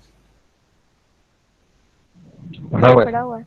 ये वही चीज़ है, ये वही चीज़ है। देखें मैंने क्या किया, अब इसको डिफ़ॉल्ट आर्गुमेंट देने की कहने का मकसद ये है कि अगर तो कंस्ट्रक्ट ऑब्जेक्ट को कंस्ट्रक्ट करते हुए कोई पैरामीटर पास कर दोगे तो भी ठीक है, कोई पैरामीटर पास नहीं करते तो भी ठीक है। क्यों? क्योंकि मैंने क्या किया, लेंथ को और विड्थ को दोनों को डिफ़ॉल्ट कर दिया। यानी कि अगर आपने इस इस क्लास का ऑब्जेक्ट डिक्लेयर किया और उसको आपने लेंथ और विड्थ की वैल्यू पास नहीं की, तो बाय डिफ़ॉल्ट क्या सेट हो जाएगी? 0। और अगर पास कर दी तो फिर वो सेट हो जाएगी जो पास की है। और अगर दोनों में से कोई एक पास करोगे तो जो लेंथ की वैल्यू है और विड्थ की वैल्यू दोनों की वो सेम सेट हो जाएगी। नहीं बात समझ आई? मेरे ख्याल आपको इसका कॉन्सेप्ट नहीं क्लियर है, डिफ़ॉल्ट आर्गुमेंट का कॉन्सेप्ट नहीं क्लियर है। आपका काम है फिर अब ये क्या, आपने इसको जाके पढ़ना है। पढ़ने से मुराद है क्या, इस जहाँ पे बयान हुआ ना जिस लेक्चर में, उस लेक्चर को जाकर सुनेंगे, उसके बाद इस कोड को देखेंगे तो आपको बात समझ आएगी मैं क्या कह रहा हूँ, क्योंकि ये प्री रिक्विजिट है इसका। देखिए ना, ये शो एरिया है ना, ये शो एरिया को ऐसे कॉल करोगे तो लेंथ रोड की वैल्यू क्या सेट हो जाएगी, 20 बाय डिफ़ॉल्ट। तो ये आंसर आपको पता आ गया। और एक के साथ पास करोगे तो इस लेंथ की वैल्यू 12 सेट होगी, विड्थ की वैल्यू बाय डिफ़ॉल्ट 10 ही होगी, इसमें 10 इधर सेट की हुई थी। बहरहाल आपका काम ये है कि आपने जो है ना वो, अच्छा हम वैसे काफ़ी आगे भी चले गए। आपका काम ये है कि आपने सबसे पहले ये पढ़ना है जाके 6.12। सर वैसे समझ आ गई, लेकिन जो आपने लास्ट बात बोली है ना कि अगर हम एक पास करेंगे आर्ग्यूमेंट तो जो हमारे पास दूसरे का है वो भी सेम उसके जैसे ही जो पहले वाले को असाइन हुआ होगा वो उसी को नहीं नहीं, वो असाइन नहीं हो होगा, वो जाएगा। नहीं होगा। सॉरी, हाँ सॉरी, मैं ये गलत बोल गया। सर ये जब चीज़ आप, कंफ्यूज कर रही है। हाँ जब आप इधर देखें ना, ये देखें, ये आखिरी की बात करते हैं, ये तो क्लियर हो गया ना 3। भाई आपने दोनों को 0-0 पास कर दिया, ये तो कोई मसला नहीं है। आपने दोनों को 5-9 पास कर दिया, 5-9 सेट हो गए। कुछ पास नहीं किया तो दोनों की वैल्यू क्या हो जाएगी, 0-0। जब आप कुछ पास नहीं करेंगे तो डिफ़ॉल्ट वैल्यू क्या है, 0 ना, तो दोनों की वैल्यू क्या हो जाएगी, 0-0 सेट हो जाएगी। और अगर आपने एक पास किया तो आपने किसकी वैल्यू पास की है, पहले वाले की। विड्थ की। लेंथ की। लेंथ तो लेंथ की वैल्यू क्या हो गई, 0 हो गई। 0। जी विड्थ की सर। वैल्यू क्या है, तो बस यही तो है, कुछ भी नहीं है। बताना मैं चाह रहा हूँ कि खाली मुझे इस कंस्ट्रक्टर को, जो मैंने अगर आप गौर करें, इसको मैंने कमेंट कर दिया, इसको कमेंट कर दिया, एक ही कंस्ट्रक्टर से मैंने तीनों फ़ायदे ले लिए। समझ आ रही है बात, एक ही कंस्ट्रक्टर से मैंने क्या किया, तीनों फ़ायदे ले लिए ना। ये तो कोड तो वैसे का वैसे ही है जो पहले पढ़ा था। पहले इस कोड को चलाने के लिए मैं क्या कर रहा था, 3 कंस्ट्रक्टर लिखे थे मैंने, ये कंस्ट्रक्टर भी लिखा था, ये भी लिखा था, और ये भी लिखा था। अब खाली मैंने एक ही कंस्ट्रक्टर के ज़रिए ये तीनों काम यस कर लिए। सर। ये मैं कह रहा था कि इसकी पावर देखिए आपने डिफ़ॉल्ट आर्गुमेंट्स की, ये मैं बता रहा था आपको। ठीक हो गया, क्लियर है? जी सर। बहुत अच्छा।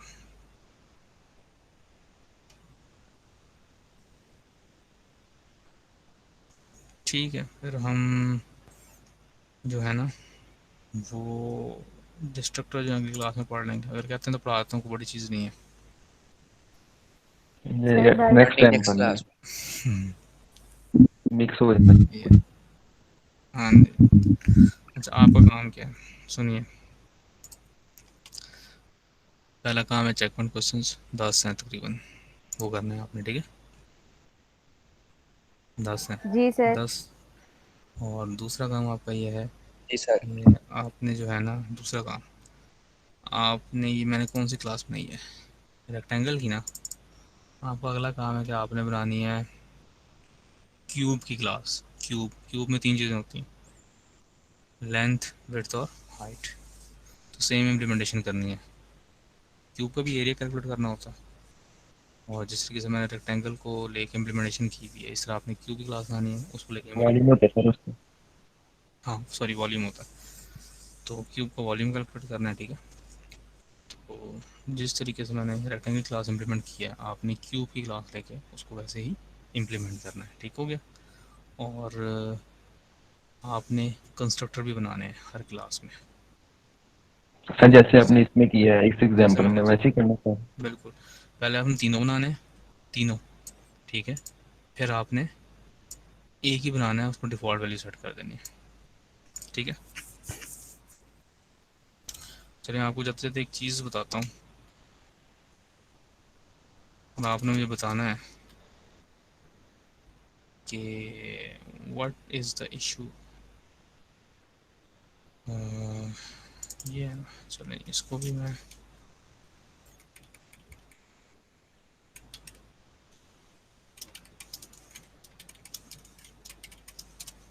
ठीक है, मैंने एक कंस्ट्रक्टर को जो है ना वो कर दिया है। तो अब मुझे बताएं आप, मैं इसको अगर चलाता हूँ तो ये चलेगा नहीं, एरर आ गया, ठीक है? एरर कहाँ पे आ गया, यहाँ पे आ गया। आपने ये फाइंड आउट करना है कि एरर की वजह क्या है, ये भी आपका काम है। तीसरा काम, पहला चेक पॉइंट क्वेश्चंस, दूसरा काम आपने, क्योंकि आपको पूरा हफ्ता पड़ा, चेक पॉइंट क्वेश्चन पहला काम, दूसरा काम क्या है बेटा, दूसरा काम आपका है कि आपने ये बनाना है, क्या कहते हैं, वॉल्यूम हाँ मतलब क्यू की क्लास जो है वो बनानी है, ठीक है, सेम इसी पैटर्न पे। तीसरा काम क्या है, नहीं कंस्ट्रक्टर के साथ बनानी है। तीसरा काम क्या है, जो मैंने अभी आपको दिखाया ना, मैंने किया मैंने डिफ़ॉल्ट कंस्ट्रक्टर को अनकमेंट कर दिया इधर से, और इधर भी उसकी डेफिनेशन दे दी, लेकिन ये काम करने से ना ये एरर आ गया मेरे पास। सर मल्टीपल इनिशियलाइजेशन हो रही है इस वजह से। तो आपने देखना है ना क्या मसला है, ये हुआ क्या है, ठीक है, या आपने देखना, मुझे बताना है कि ये क्या मसला हुआ, ये क्या हो गया, ठीक है। ये 3 काम आपके हैं, तो फिर नेक्स्ट क्लास में इंशाल्लाह जो है ना वो आपसे, ठीक है, आज हमारी क्लास बहुत लंबी हो गई है, चलिए मैं, ठीक है, कुछ पूछना तो नहीं है?